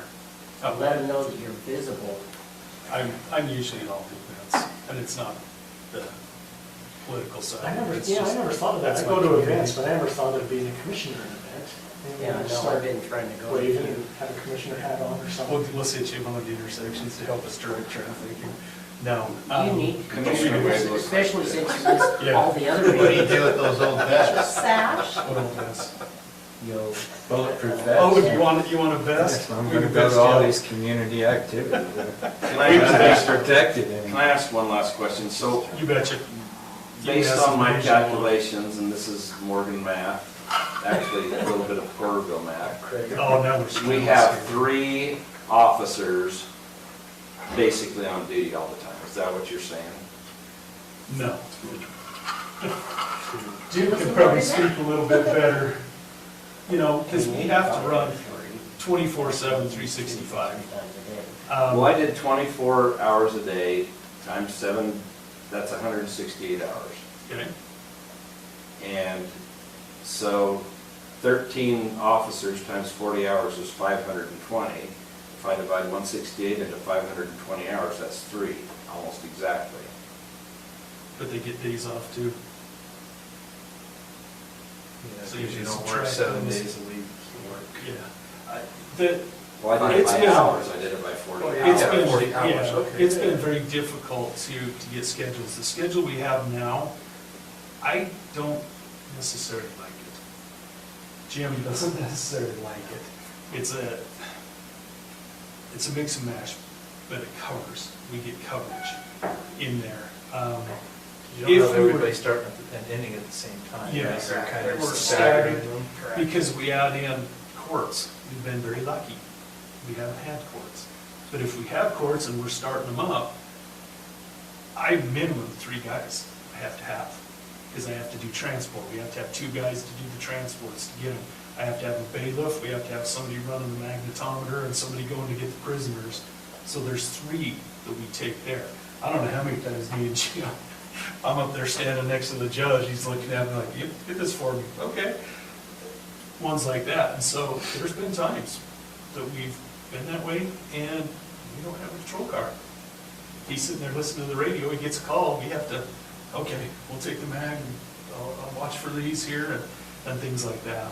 If we were able to get the 3 and fill the positions we have open, we're really looking at going to 12-hour, which would be easier because the coverage would be there. And it would be 3 people in the day, 3 at night to cover that. And it would open up a lot more that way. So they can stagger, so that way they're not all in there at the same time. Well, we would have a crew that would pretty 12-hour, and we could look at, something to where they're staggered so they're not all at the same time. So that when they're staggered and you've got them going 12 hours, is that hard on an officer to go 12 hours? It's not the most unique schedule, or the best case, but for us, I feel like it would be because we're not pausing to where they're just run for 12 hours. We would look at others. A 10-hour shift is probably the most optimal and the best that everybody likes, but it's also the hardest to staff. Now, we also get funding from the city to have an officer Yes. here. Yes. And we don't that one officer could be the one for the whole county also. That's So- usually a daytime car, and we tell them, and don't say this too loud, those that live in the city, nobody. They've been very good, because there is times that he is the only car, and he's headed to Mountain Green to handle calls. But we emphasize that they are the city car, and they are to be here. The city's been very good with that. We give them stats, we give them, exactly what they're doing, and they never question. And how much did it pay? $25,000 a year. So it covers the officer's salary and most of his vehicle. Yeah, officer salary benefits, the vehicle it really isn't tied in. Logan did the last one, and I wasn't really involved with it, he upped it to $125,000. Do we have any similar, we kind of talked about this earlier, but is there any similar size in counties as far as population? And how many deputies do they have? Is there anything we can say, hey, this is, I know you mentioned the officer per 2,000, what you said earlier, but do we have similar sized counties as far as residents? Your class 1,000 4 residents? counties, and I can do research on those and see, but I would guess they're closer to 20. That's just to be more We're ammunition unique. for us, if you want to say it. We're unique because I only can look at the law enforcement side. Most of the counties also have jail staff that, that they count as numbers. But I would guess in the class 4 counties, our light counties are probably the lowest as far as staffing. Yeah, pretty good those numbers. Yep, I will reach out to them. So, looking forward, one of your sergeants will retire, you're not replacing him. So- And then you're talking about adding 3 deputies in the deputy 1 class or deputy 2? We always look at the deputy 1 because the majority of the people we're looking at currently are ones that do not meet the criteria. Even if I had a 20-year veteran that's retired or something like that to come in, I would look at it differently, but the majority of them are going to be deputy 1s. But to get them, what are they gonna want to start at? We offer the starting wage here is 23. 2023. Yeah, I just wondered. 2023. I just wondered, and you said you're gonna get some? Right now, Why? we have two that we're looking at. If they can make more money in Weaver County or anywhere else. That was one of the questions I asked, and both of them are kind of in a unique situation where their spouse is the money. The one that we're really looking at, and we're actually doing the background on right now, he is a divorced and his kids live in Ogden. He's working for West Wendover, Nevada, and he's commuting. He just got recently married. His wife works at West Davis, is it? Davis Hospital. And so he has a house here and he has a house there. On her days off, she commutes there. On his days off, he commutes here. And he's also got 7 years? 9 years. And so on that situation, I would bring him in up to 9 on the scale. So he would be making more than he is now. There's another individual that approached us and he's applied, same situation, he's working for UNA County and he's divorced and his kids live in Morgan. Every day off, he's in Morgan to see his kids. He's like, well, I'll just move down here and work here. He coming in for his years of experience on our scale, he would make more than he's making there. So those are ones we're currently looking at. So, going to the academy, you said you've got one in February. Is that from the academy that you got one coming in February? No, I don't have any coming from the academy. I got one retiring in February. Okay, one retired. There's one individual that's in the academy right now that we would really like to look at. He doesn't get done until December Of this year? of this year. So if you were to give me additional deputies, he'd be one that we would definitely be looking at. So to get any of the deputy, to get anybody that is, we've got a lot of deputies in our county that live in our county already, but yet they work over in Summit County or somewhere else. What would it take to get them back here? That way we have a little bit better response times and all that kind of stuff. What would it take? I mean, I'm just throwing it out, besides money, what would it take? Money. Because, I mean, Besides money. I will put. They're not gonna do it for a free summer from yeah, SOS. I know, but I will put my vehicles, my equipment up against anybody in the state, because we are very proactive on keeping good equipment. Our videos are some of the very best that they've made. Our radars, at one time, the highway patrol freaked out because we had better radars than they did. Our vehicles, we have in some agencies, they're running them 150 to 200,000, they're running them until the wheels fall off. They're constantly, and they hate them, they're, you know, and so we have those benefits, but you have to understand the generation, and I don't like to name just, you know, the millennials. This generation now, it's all about the dollar. If they can go for 50 cents and the person promises them, oh yeah, in 3 years you could be on SWAT. Oh, I'm there. I had one that was with us 2.5 years, and he applied for 6 different agencies. And I kept him through 3 that offered him positions, and $4 an hour more. Good loyalty is not what it once So- was. Loyalty, it does not exist anymore. But that's in private business too. Yeah, that's anymore. I would love From the top to, down. if we were to do the 100% on the pay scale, I really feel that I could pull some. So that we're talking about a 5% adjustment to the, essentially to the pay scale, right? If you're doing a 5% cost of living increase, it's essentially to the scale. So the number I'd like to see for the sheriff's office is this proposal adjusted to the 5%. No, Plus adjusted. the 5%. Yeah, adjusted with it. So in other words. That plus 5%? Yeah. I just say, I think put if it we at could that. just get that, the guys would be happy.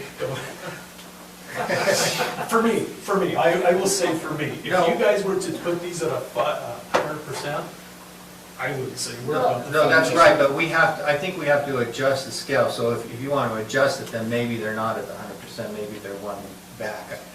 But we're looking at the 5%. 5% doesn't take 37 to 45. no, it doesn't. Well, and you can't be particular about who you do and do not get the 5%, because you're calling for cost of living, and so you have to be consistent with 5%. And so and maybe that's the number I want to see. I'm not saying that's what. I'd be more than happy, I'll go back and do that. I think the advantage of that too is that means a little higher starting wage for you guys. And, you know, I've got if we cities- add 5% to this, but don't do anything to this, these guys are gonna get frustrated. You know, don't give the 5% here and only Yeah. give them that. They're gonna say, wait a minute, these guys are They- starting out much higher than I started out, right? Well, So- the notes that I wrote were, I just adjust everything to 5% because of the cost of living, and then consult with Sarah for the wage adjustment at the beginning level, just to see what that Okay. adjusted is normally, and correct the scale positions. When you say 100%, but to me, that's just correct them to where they really belong in the scale, and then consider the 3 new additions with or without the wrap money. Yeah. And the reason I use Like if that's 100% right or is wrong. years ago, before, I think you two were here, when I approached, I had 100%, meaning where they are for years of service, and then 75, and then 50. We agreed on 50. So a 20-year veteran sitting at 10. That was 2 years ago. We Yeah, were here and yeah. had to argue to get that. Yes, and I fought to get that, and that's why I use 100% of where it is. But that doesn't mean it's, my 9-year guy is not, we're not moving him to 100%, I'm moving him to step 9 on this scale of 20 steps. So I have 4 things: adjust to the 5%, consult with Sarah for the wage adjustment at the beginning level, to see, put it where it belongs, and then adjust the others to the corrected scale position, or what you call 100%. And then number 4, consider the 3 new additions, either with or without the wrap-up. We are, but Or Alpha, Orpha, ARP, whatever, that free money that we've already, I think we've already got This is some. gonna wrap here for us. I'll get a wrapper for us, a wrapper. And then the other notes that I made were move the 60,000 for the radios to be paid for from the ARPA funds. The search and rescue and the sheriff's split 5,000 with the emergency management. Liquor law, we'll match that with the revenue. The jail, fund at 70,000. Emergency management, invite Austin for explanation, but in the meantime, remove the $2,000 benefit, reduce the telephone down to 2,000 and for 1,200, this was 5,000 instead of 10. I think 10,000, but 5,000 would come out of mine. Okay, so leave it at 10. Yeah. Okay, and then that was I think that was it. Everything else is it. Any other questions? I'm sorry that I totally, what are you sorry for? You know? Oh, you got your own appointment. You're like, oh, please.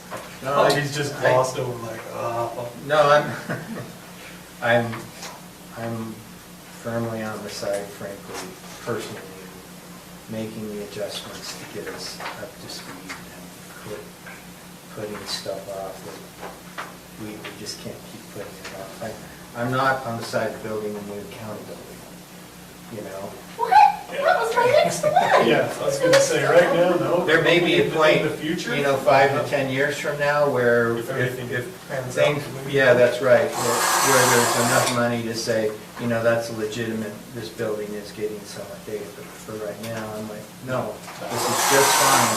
But I think compensating and having basic emergency services at the level that I think most people would expect them to occur is an important thing to have.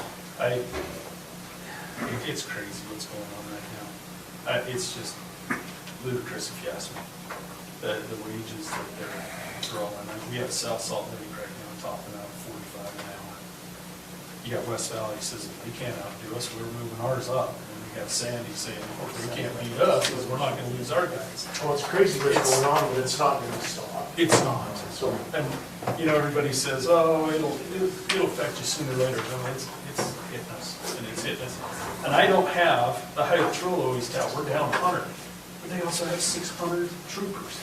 They have 12, right?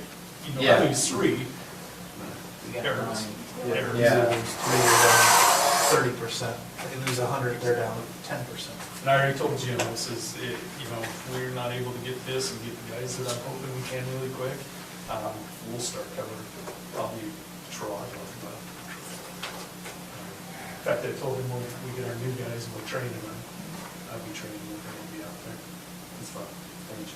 So, I appreciate your guys' time. Couple things, not pushing vehicle-wise. If you guys decide to do that, please let me know so we can get them ordered, so we can get it sooner than later.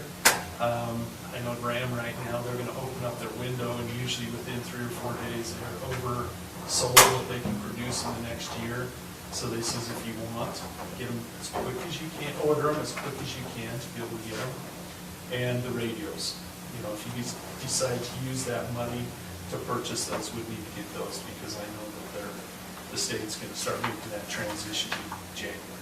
Would that 60,000 covering the radios for your new, if you hire 3 new? Yes.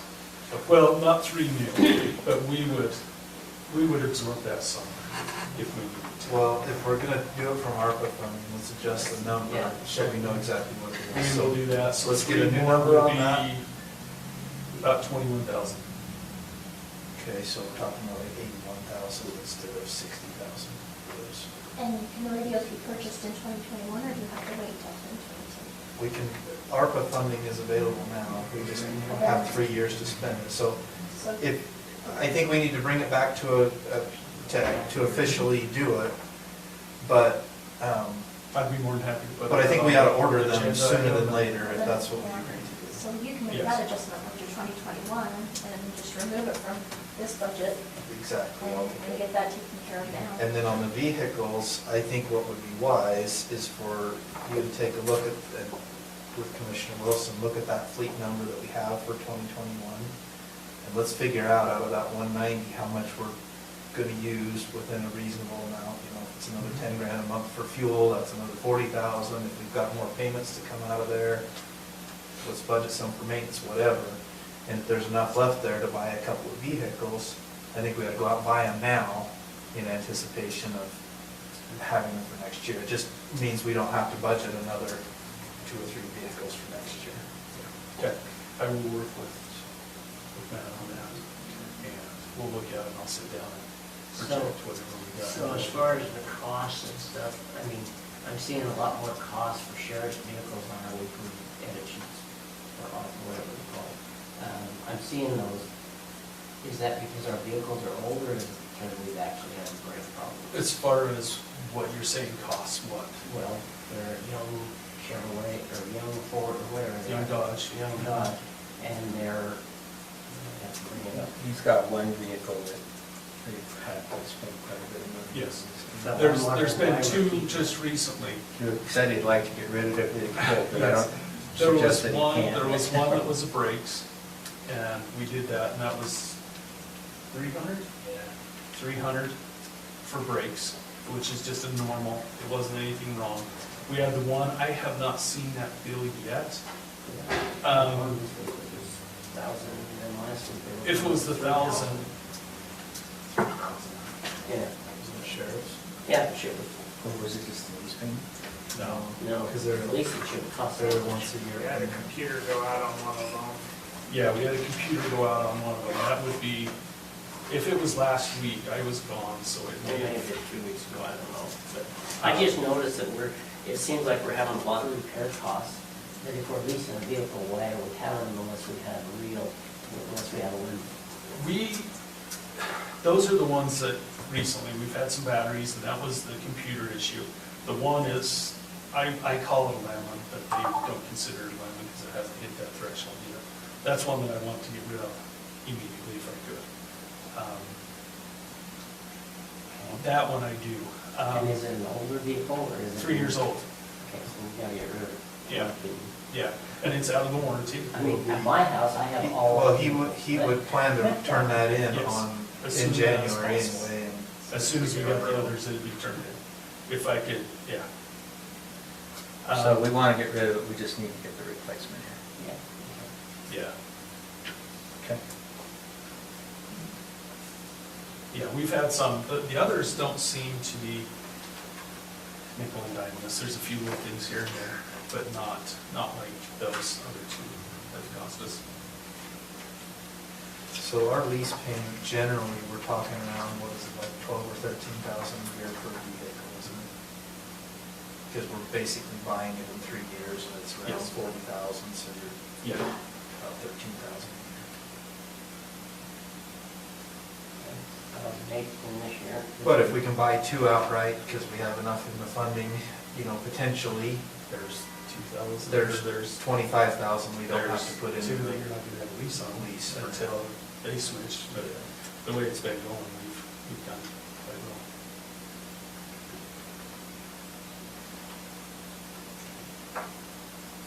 If you have any questions on those, please get hold of me. You can ask my secretaries every time I see them on questioning. They question you, what's up with this? Why this? Oh, yeah, okay. I just noticed there was a lot that was happening. Yeah, we have some that are. I just thought, well, if we're having that, we might as well get rid of it, or else hire a mechanic to take care of it, then it costs more. Yeah, yeah, we would like to get rid of those two. And we should get good trade-in for them right now. We really should.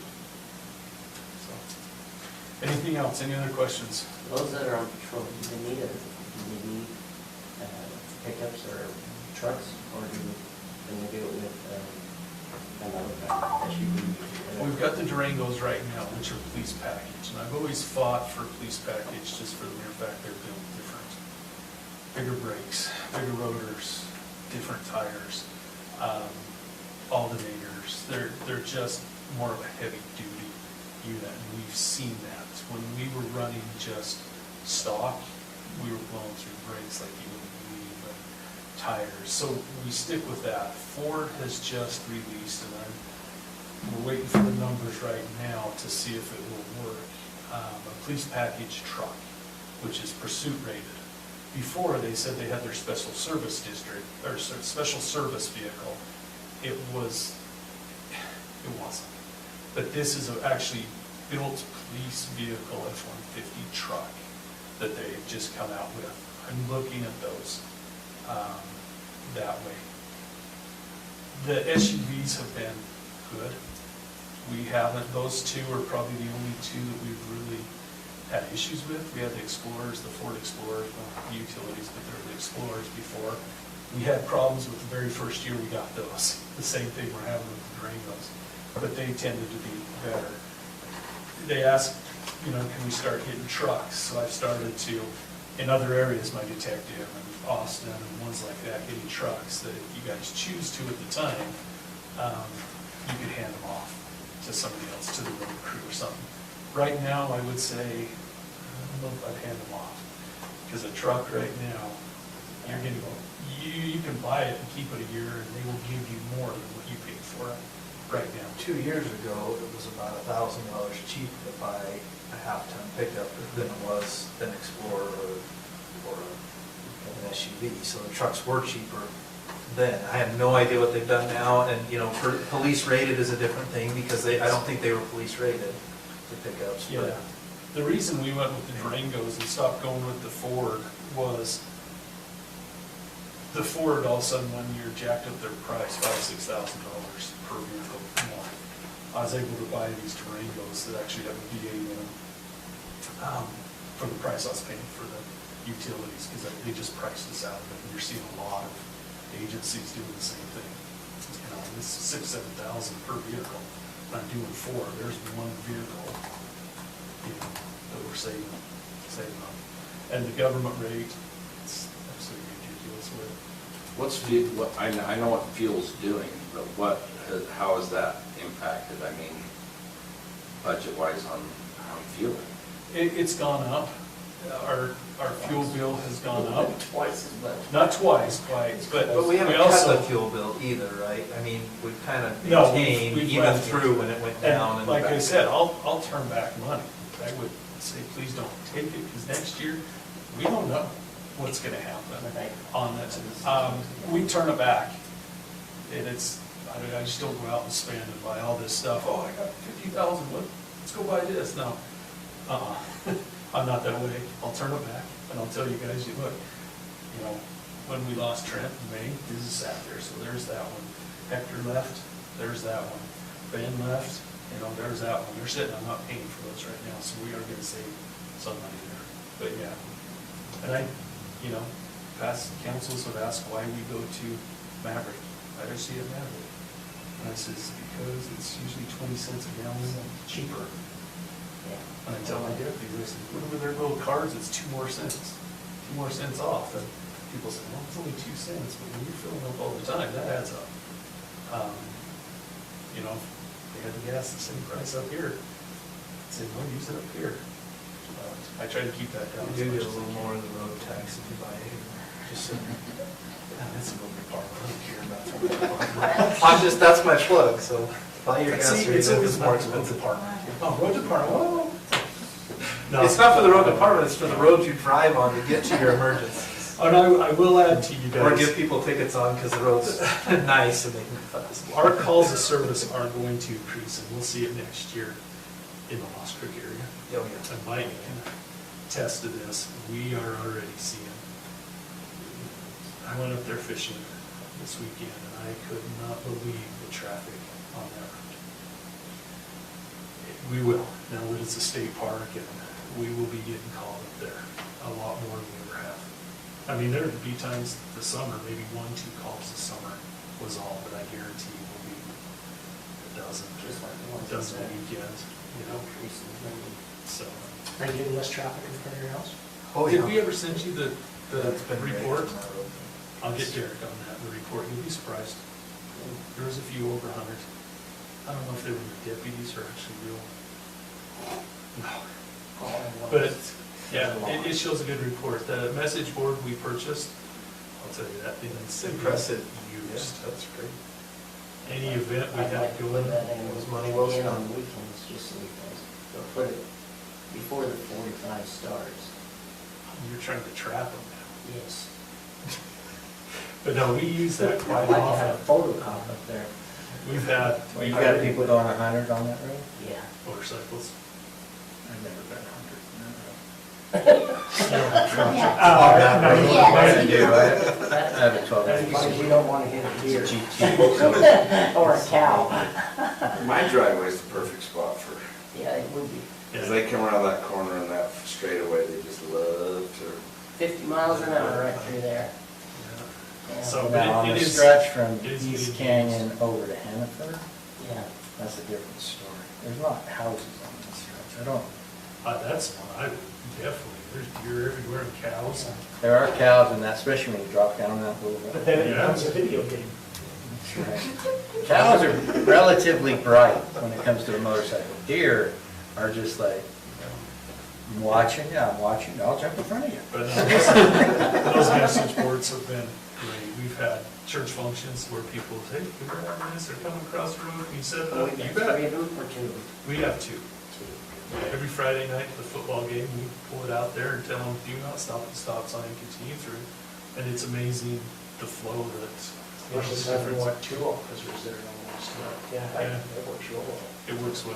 And the- those at the nice fair, and thing- they were great. I mean, we've used them for a lot of things. We That have. was, it's funny, because when you guys brought that to us, I thought, I don't know, this is kind of weird, but man, It's, and the nice thing I like is right now, Derek, it's, his funny self as much as he can be funny, he's got on it. This road is not a raceway. it's never been Please slow a down. But what you don't realize is it's actually county traffic. It's actually doing all that you don't even know. That it's there. I'm just like. Yeah, the rumor is that nudist farm billboard they have up there in Camas is because of speeders. You just went over ahead and people would slow down. No, yeah, that's that's a rumor. Everybody's slowing down. One of those shows up in Croydon, you know why? It's not us. We can't put pictures on the billboard, But anything else you guys have? Any other questions? Not right now. Thank you for all Thank you you. do. We will work on that. I've got a few little things to do, to work on, and I'll get the quartermaster figured out. We'll run the numbers on that with the 5%. Stacy will remind me the other stuff I'm supposed to do that I haven't yet. Oh, I know she will. Thank you guys so Okay, much. thank you. Thank you. Yeah, he sits back there and doesn't have Yeah, to talk. why didn't we make you come up here? Because I did the last 2 years. That's true, Yeah, yeah. he does still have PTSD. I used to remember that. I was sitting in my lazy boy. Watching on the video, Yeah, texting everyone. cursing at us. I did not. Thank you guys. Take your pictures. Counties on my leave. I'm gonna hold to that. Why don't you Can donate write it that now? out? Then you Huh? can get He's some gonna use donate out of to it. the county I can't leaves. donate to the county, that's the problem. Yeah, you can. Why can't you donate to the I county? don't know, I was told we couldn't donate. Who told you I that? don't know, some meeting we had once before. Are you talking your food? Well, let's you have don't a pay your vote right now. taxes. It's in public. I vote he can donate chairs. No, I'm gonna take that other chair and bring it down here. Well, that went from donation to using the county property real fast. Yeah, it is. I will donate someday. So what else are we trying to do now? So I've got the tax calendar, which is at the front of your book, and it says on or before October 1st, notify the public, notification of public meeting, notify the county legislative body of the date, time, and place of the public hearing where the county budget will be discussed. Where do you have that? And it's on it under tax, it says, Certified tax rate? Tax no, increase? 2022 tax increase calendar. Alright. Then it says by October 19th or early, public meeting with an agenda item. In a public meeting, have a separate agenda item and state, 1, the intent to increase property taxes, 2, the dollar amount, 3, the purpose, and 4, the approximate percentage. So, When's our meeting in October? the 5th and the 19th. Oh, so it's It's Yes. 2 weeks away. by October 19th or earlier, so we could do it on the meeting on the 19th. Yes. Perfect. We plan on that. Okay. So let's put the notice out that we're going to discuss the thing, and do we have to notice, in Well, that I notice that we're think going to that's- talk I've about met it? the notice by October 1st to notify the public that the time, place of public hearings where the budget will be discussed with this This, it's at the front, first of your book, this, when we, the 7th, the 14th, the 21st, the 28th, the 5th, the 12th, the 19th, and the 25th. But we should also say, that it says the tax commission also recommends notification of the intent to increase property taxes. So, We have to send that by the, By the 19th. I get a question. oh, wait, no, No, by that- October that's October 15th, first. first, the 19th. intent to increase Yeah. property taxes. So we need to send a she- notice. Yeah, she sent out a notice for budget work sessions, on the budget work sessions, but I think I would do a separate notice, that we're gonna meet on the October 19th. 19th, To discuss a potential for property the, tax. for a budget discussion and yes. And Jared wanted to have that at 30%, is that what 30% increase? you said? Yeah. Then when it got down to 5, that you felt better about it. I Why don't don't think you we say have it to closer state- to Garrett than the rest of us? I don't think we have to state a percentage. Okay, I have a question on the calendar. Budget work session, October 12th, I thought we were doing them the 5th, the 6th, and the 7th also. That's what it has up there even on our calendar. We had discussed that back when we set the schedule. I didn't know we were meeting every single Tuesday, but that's fine with me, I don't care. Oh, yeah, I don't think we intended to meet on the 12th or the Yeah, 25th. 25th, because our budget has to be done. By the Plan to 19th. do the 3 nights, because he's out of town again. Yep. Who is? I've got the 4th, 5th, 6th, and 7th. Yeah, that's what I had. I had the 5th, 6th, and 7th, because he's out of town on the 4th. Oh, 5th, 6th, and 7th, Yeah, that's what I had, not meeting on the 12th or the 25th. unless we need it. Okay. That is what I So if we, understood. if That's we what I did got down. the 4th, 5th, the 5th, 6th, and 7th, then. Just the 5th, 6th, and 7th, not the 4th. We're gonna have time to get it through everything? I don't think we will. I don't think we In will. those 3 days, I think we need to have the 4th too. Okay. But I, That means you're gonna have to, Let's just go over Matt's items on the 4th. He's not gonna be here. You got a quorum? well, that's not fine. We need your expertise. Yeah. That's, or lack thereof, that's what I said. Okay, so we are gonna meet on Monday, the 4th. make all the cuts on the 4th. Got it? That's next Monday, so. And those all start at 3. Are we starting at 3 or 4? That's up to me. I mean, I'd rather 4, but if we have to do 3, that's what we've done in the past, so 3 to let's. get your department heads in here. Okay, on the 4th then, are you okay if we start bringing in all the rest of the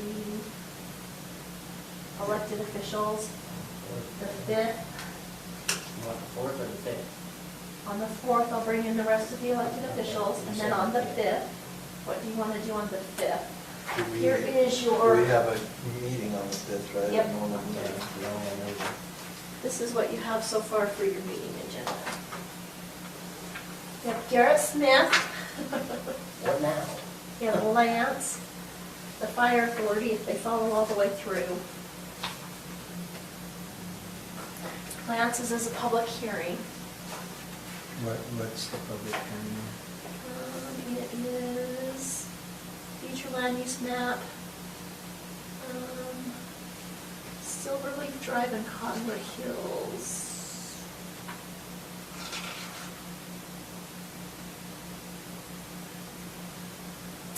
Middle, how's that?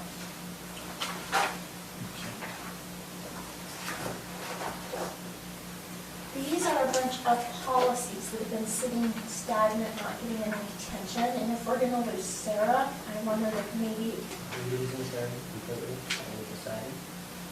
No, we haven't. Well, It's not up to We us. are, because they told us they They gave us a don't meeting intend notice. to, Well, they gave us a notice. they don't intend to come Well, they did, I think they're open to negotiation, so I read that letter as well. I think it's open to negotiation, just not under the current I think they, yeah, at the price that they're doing it at, they're not willing to do it anymore.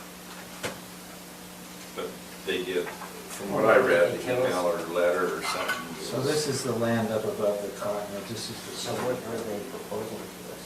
They didn't propose it. So, yeah, what they're. This is yeah. termination. It's terminate. Yeah. Is that a big one? Is that the Well, big it's- area up there between Snow Basin and? No, no, you know where the cottonwoods is, the main part of the cottonwoods Yeah. is the hill above it, coming this Oh. direction. Okay. That's not one we've seen before or heard of. No. And who is it that's proposing? It's the property owner. I think it's called Norwood County Cottonwood LLC or something like that. So it's not part of the Cottonwoods, it's a separate one for separate.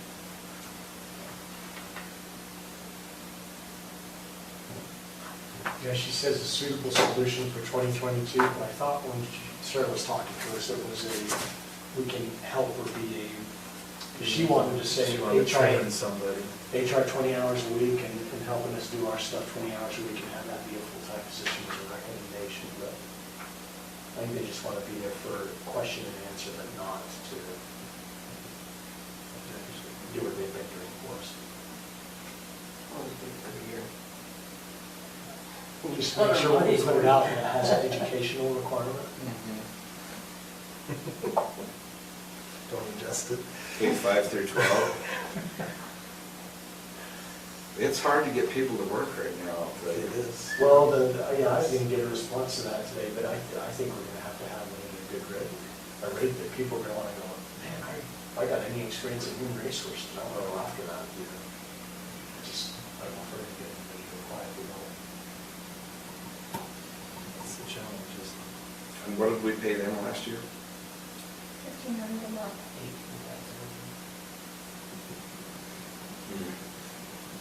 Just redo that contract. Jared. Just make that happen. And what's the authorization? I agree. called Sarah within a month, and I said, you guys are seriously gonna do this all year? After we saw the contract in January, I said, there's no way you guys are gonna do all that. And she said, I know, but we're just trying to help. So what would happen if we were to ask another county to include it, then what kind of a rate the cost would be? I don't think she wants it. Yeah, I don't think I mean, they would have I mean, we could ask And them, long but- term, I think it would be good to try to do that, get in someone to help manage the different things here. I agree. Yep. Coding and resources. Maybe that would be So we're gonna have We to. may as well We have to make her a big offer. Add to the sheriff's list of. We may as well get going, training somebody, get them. I think we might need to have Emily/Sarah get us a job description for the human resource side. I think we've already got one for this side. Combine the two, combine them and get it right. They look good, we try them together and see what they look like. We did ask her, did she send that to everybody, or did she only send it to you? And then I got a copy of it, we asked her for some salary thoughts on that position. Yeah. Did that go to everybody? I didn't see think it. so. And what do you guys say, how much Emily's making? And hopefully it's okay. So anyway, the other three agenda items for next Does she Tuesday. live here in Morgan? No, she lives in Box Elder. Oh. She'd have to move I would like to propose a surplus disposal policy. I would like to propose a procurement policy. This is that reimbursement for training policy. We still haven't adopted the policy manual. Can we put all these out, so for retention money? I'm bringing this up saying if you're going to lose Sarah, maybe, anytime soon. Yeah, we need to get it done. Anytime soon, see these outstanding issues taken care Yeah, of. as far as I'm concerned, that human This resource is- policy, we've all had the chance to review it and get, let's get it straight over. No, I agree with that. So, I think we could certainly put those on in November. you remember? I don't think any of them, like I said, the human resources was already kind of done through. So the other ones I would have to read through again. I don't really remember if you've even seen it. Which ones? The procurement policy? Procurement, surplus, the new credit So- card policy, I've had Garrett go over. Well, you sent us stuff on the new credit card policy. Why don't we get everything scanned and say, we're putting this on in the first November Tuesday and Will get your reviews done and back to me, because we're gonna move forward with it. So if we're talking next Tuesday, so we're doing budget until the regular meeting? Yes, Okay. and your regular meeting as of right now is only these 3 items.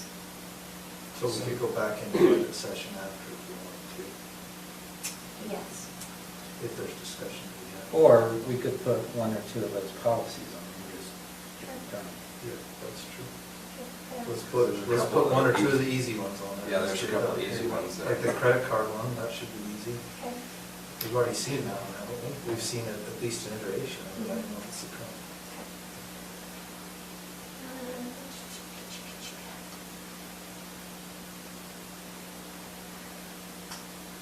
For that 1 hour prior to your meeting on the 5th, is there any particular department you think that, I'm fine with whatever order people are available is fine for me. I don't have a particular order in terms of trying to figure out the budget at this point. Just wanted to hear what everybody is thinking. your ambulance, fire, wildland fire? I think that's gonna be another one like the sheriff where you'll have a couple of hours, so how about I put that one on the 6th? Okay. I'd like to be here for the recorder. I'll do all those on the 4th. Yeah. On the That 5th, was perfect. What Yes, day? on the 4th. He's not here on the 4th. okay? It depends. I will try and be here on the 4th. My plane gets in and everything goes well. I might just get in a little late. Would you That- rather do should we do the fire and ambulance on the 4th and then do the other I guess elected what, officials? yeah, what ones, if you're gonna miss what ones, would you wanna, when you're okay, not sitting in? Library.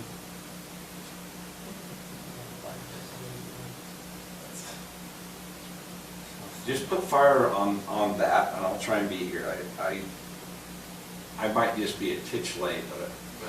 That's on the 4th and the 4th. Mhm. Okay, so On the we're, 4th, if you'll just be a titch late, we'll put the elected officials on the 4th. I think that Okay. you should hear all of them at the same time. I'll just put Brenda at the end. Okay. And then on the 5th, we'll do a couple of easy ones and get them in before your meeting starts. And then on the 6th, we'll do the fire, the ambulance, and the wildland. And then on the, we're gonna do that, your meeting on the 5th. No. Are we gonna do a budget session after our meeting? I don't think so. Okay, all right. Don't they have one where they? Yeah, we still. Oh, these kids, that's all of them. I'm not here yet. Oh, on the 5th? Public Works, do you think that's going to be a heavy one too? Would you like to try to do that one on the 6th as well? I don't know, what do you think? I'm not sure. I don't think it's gonna be super heavy. He's gonna request another dump truck, I know that. But other than Because that. project wise, I don't think he's got a lot of big projects he's looking for. We kind of do what we should have done. On the 6th, then I'll put the public. You might have to wait on some of this stuff. It's on Friday. He has gotten everything he wanted this year, so. Yeah, I mean, that's the He's spent a decisions we're ton gonna of make. money this year. Okay, so we're starting at 3 o'clock on each of these days, is that correct? The 3rd, 4th, the 4th, the 5th, the 6th, the 7th. Okay, all right, I just want to make sure. Is it helpful to send a summary of what, so I've never presented before, I'm just thinking, is it helpful to send a summary or, Yes, That's you were just too supposed to much. have done that. oh, I was supposed to. Uh-huh. So tomorrow, how about you and I get together and I'll show you, that's what this book is Oh, everybody's okay. summary. I'll show you what has been in the past, and what everybody has done so far this year. Maybe we can get yours together and get it in there. Awesome, thanks. You bet. Okay. So do we have any others tonight? I think No, that's more. they've all gone home. I'm trying to figure out why does the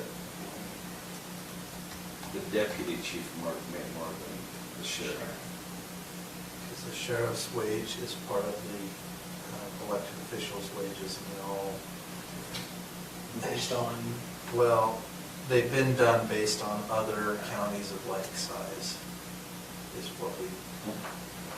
I was just a little shocked when I saw that. But yeah, you're right. So do we have any kind of discussion on what we think about these different things, or we just don't wait until after we get more information next week on that? You mean on the sheriff's numbers? Yeah, sheriff's numbers.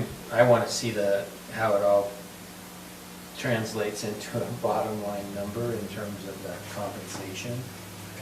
But I don't know, frankly, that we have a lot of latitude. I mean, I think prior councils would have said, we always have latitude, and, we'll balance the budget on the backs of the employees of the county. I just don't think that way, so I think, a cost of living adjustment is appropriate. I think trying to respond to the county's emergency services needs and police needs. Priority? Yeah, it has to be a priority to me. That's why, even on the full-time fire, from my perspective, that's where we need to head. I'm not saying we need to do that this year, but I think we need to. You can say, volunteer's fine, and it might be 10 minutes later, but if it's your kid choking over at the school, and it's 10 minutes later that you get an emergency person, and I understand in a county of our size, they may have been somewhere else, but it's just that they were not on duty. I'm kind of like, or a volunteer and they're 15 minutes away. I just hate to have that kind of Yeah, I issue think, arise. the other thing that I think we need to do when we get down to, and this is game plan for when it comes time to talk to the public about increases, we need to show them what they're actually paying. Because they get their property tax bill. Number one, it says Morgan County across the top, so they assume everything's going to Morgan County, even though the vast majority goes to the school district and other entities, right? But out of the actual general fund, it's really not that much of your property tax. But what I would suggest is when it comes down to that, I would love to have some slides up here that says, okay, of the $2.8 million or whatever it is of the general fund that we're proposing, this much is what the average home in Morgan County, right, pays in property taxes, which is what we have to do for that notice. But then I'd like to break that down and say, okay, how much of that is actually going towards the sheriff's office? How much is going towards fire and EMS? Because when you do that and somebody sees, well, I'm only paying $30 a year for fire and EMS service, like, that's crazy. I'd be willing to pay $100 a year. I'd be willing to pay $1,000 a year if I knew that somebody was going to show up the minute I called, right? And I think when people can see that and realize, because when you say general fund, people think it's a black hole. Yeah. Well, the county's spending all this money. The county is pretty frugal. I mean, you talked about finding money in your budget. A lot of these departments, there's no extra money. I mean, if you looked at Stacy's department budget, On dime, on the dime. she could pull $1,000 out of her travel fund maybe, right? But that's it. And then she's done, and I would say the same about Garrett's budget. There's not a lot of fluff in those. But I think we really need to show the public of the, and we could put it up there. For a $500,000 home, you pay $500 towards the general fund. And of that $500, $80 is going to the sheriff, and $30 is going to fire and EMS, and X amount is going to government services. We could lump some of that in, whatever it is, so that people can actually see what they're paying for. So I appreciate you suggesting to Blaine that maybe some personal stories to the public may help them put everything into perspective. So we just acknowledged the 8-year passing of my husband, of him committing suicide, was yesterday. So the day that it happened, I don't know if you all know, he called me and he asked me to meet him at the fairgrounds. The fairgrounds. That's why I like the fair very much. And I met him up there and he had a gun on him. And I'm sorry, this won't equate into a gun violence during 2020, but he shot himself in front of me at the fairgrounds. And so I had to call 911 from the fairgrounds, and I had to wait for a deputy for the ambulance, and not the fire department. But I was lucky enough to live in the city, and the response time was here in the city for all of those emergency services. But I can't imagine anybody else not being lucky enough to be so close and having to wait for a response time. Because during that time that I waited for him, I didn't know if he was still alive and if he was going to come after me with a gun or what was going on in that amount of time. So I appreciate service of the deputies, of EMTs, of the fire department. And so to think that you have to play a game of they're on call or they're not here to mask whether or not we're protected or not is a scary thing. So. One of the things that I would like to have a good police force and pay them enough to keep them here. Because I hate being on the training ground and such anything. And that way we can maybe get somebody who can live here too. And if there's anything we can do to do that, I would like to do that. Well, so that, from a land use perspective, I mean, if we can get the town center going, you know, on some of those projects that have a higher density of housing, I mean, if we can do a tax increment deal to help them and say that we want you to have 5 units, 10 units of affordable housing that make, you know, 2 of them at 60% AMI and the balance at 80%, you know, the typical moderate income housing, let's try to do it, you know? And we want you to prioritize it for, you know, service providers within the county, you know? You can generally do that by increasing the density. And what's amazing to me is a lot of these jurisdictions, they'll say, well, here's our density, and we're giving you a density bonus. And I'm like, yeah, but you're bonusing it down to the point where we can maybe make it profitable at ordinary levels. If you really want to encourage affordable housing, you're going to need to bonus up the density to a point where you can make it affordable for somebody that's making 60% of the average income here. And that's pretty high, so, you know, they'd be able to, I think, do something, particularly in a rental type product that was rent restricted and available for those early responders, and I think that'd be a great thing to try to do. I suppose another thing we could consider is some type of housing assistance for those who will live in the county. You know, we could say, hey, we'll pay you extra, we'll pay another $1 an hour if you live in the county, or Do we we'll have give any you a funds bonus or something like that. And affordable housing? We don't, Okay. We have to, I mean, is there a fund to have that, or I mean, what happens with that? I don't know. Well, if you're willing to do an increment deal, there's a set aside within the increment that's supposed to go to affordable housing. So we don't have it now, but you can build it up over time to try to do that. So what would that be used for, just for? You can do rent assistance, more down payment assistance. Okay. If you had enough in it, you could build your own project. But I haven't seen many jurisdictions do that yet.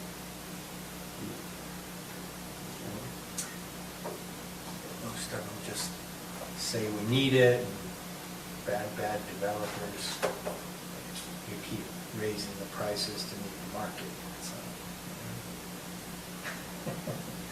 So we probably will never really get something to go with affordable housing here in this county. No, like I said, from my perspective, you incentivize developers, they're partners. We don't have 2 pennies to rub together to do it ourselves. So who are your potential partners to create affordable housing within the county? Well, that's the development community. And we already have a high lift in order to develop. because of the lack of infrastructure that would otherwise readily be available. And I'm just talking water, sewer, storm drain systems, and some of the main utilities. Everybody that develops pays a run of money just to get it to that point. Yeah, and so like with the project in Mountain Green, they paid for all of the studies to try to get ready to do a tax increment deal. And then the county council called them in and said, well, we're gonna decide whether we're gonna do it or not, and we're gonna do it, we're not gonna do it. So they paid for all of it to do the studies and everything, and then the county council just said, we're not gonna do it. And I mean, to me, that's just, all they were looking for was help getting in that fundamental infrastructure to bring down the cost of the product. And if you had said, that the county said, well, we're willing to do it, but we want to do an affordable housing component, what do we do? I was positive they would have said, we can do that, you know?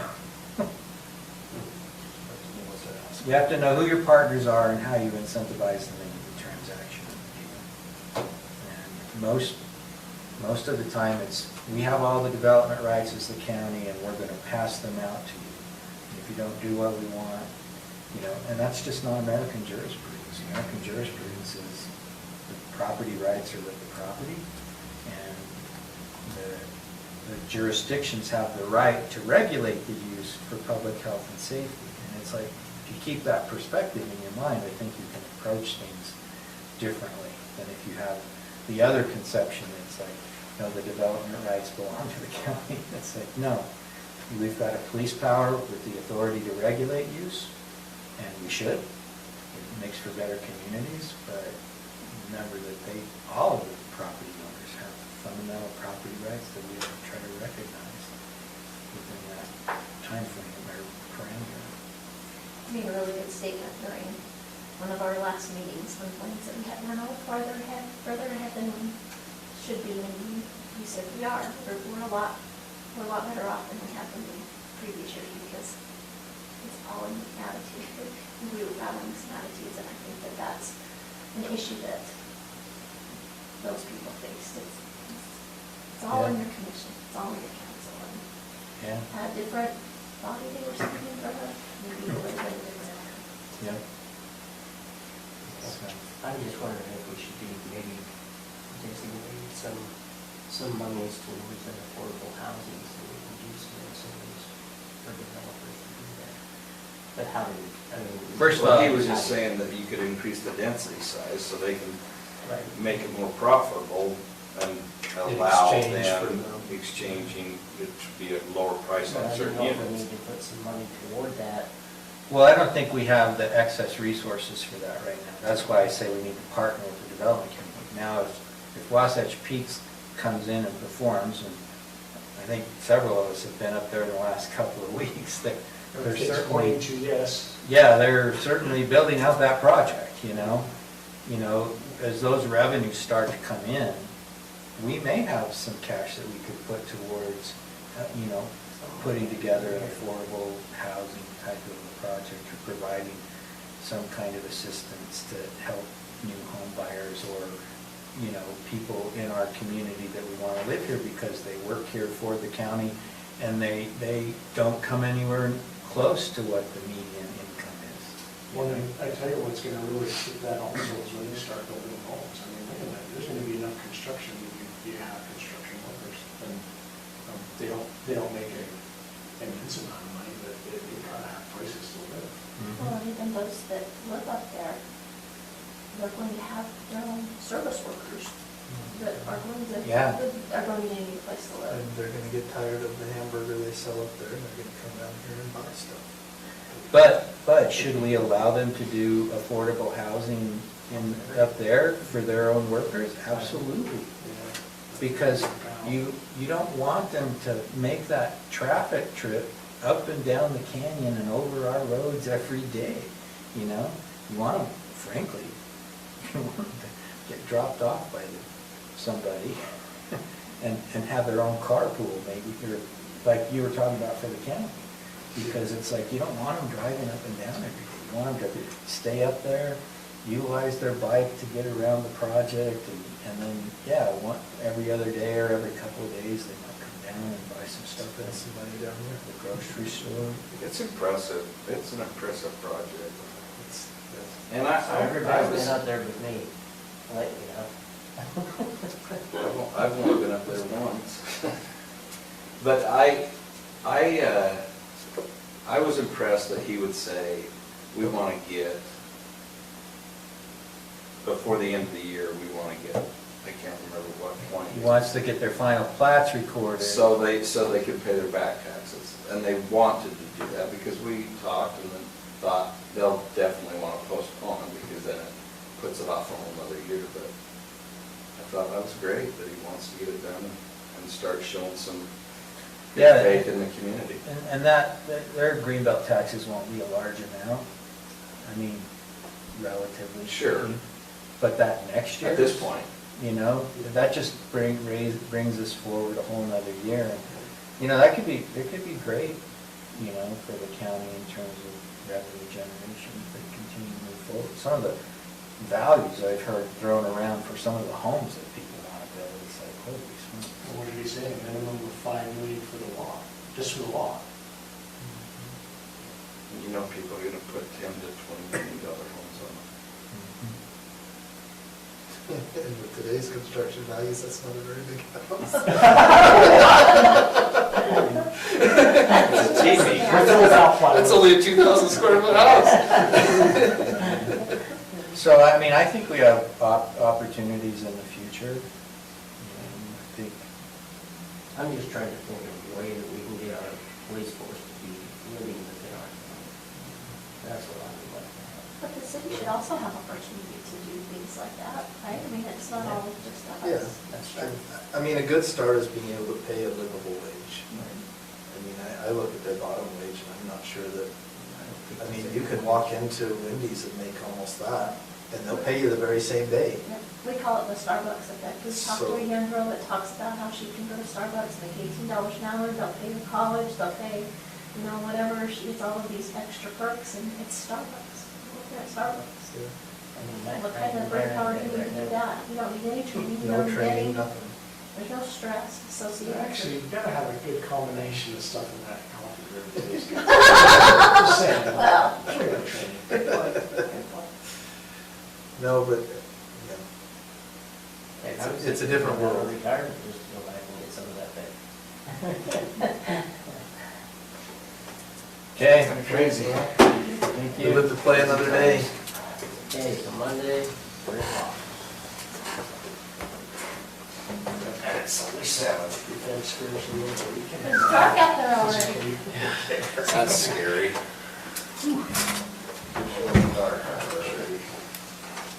I went from a 10 o'clock commission meeting again to last week, but 6:15. No, don't you shake your head. 6:15? Yeah. Nice.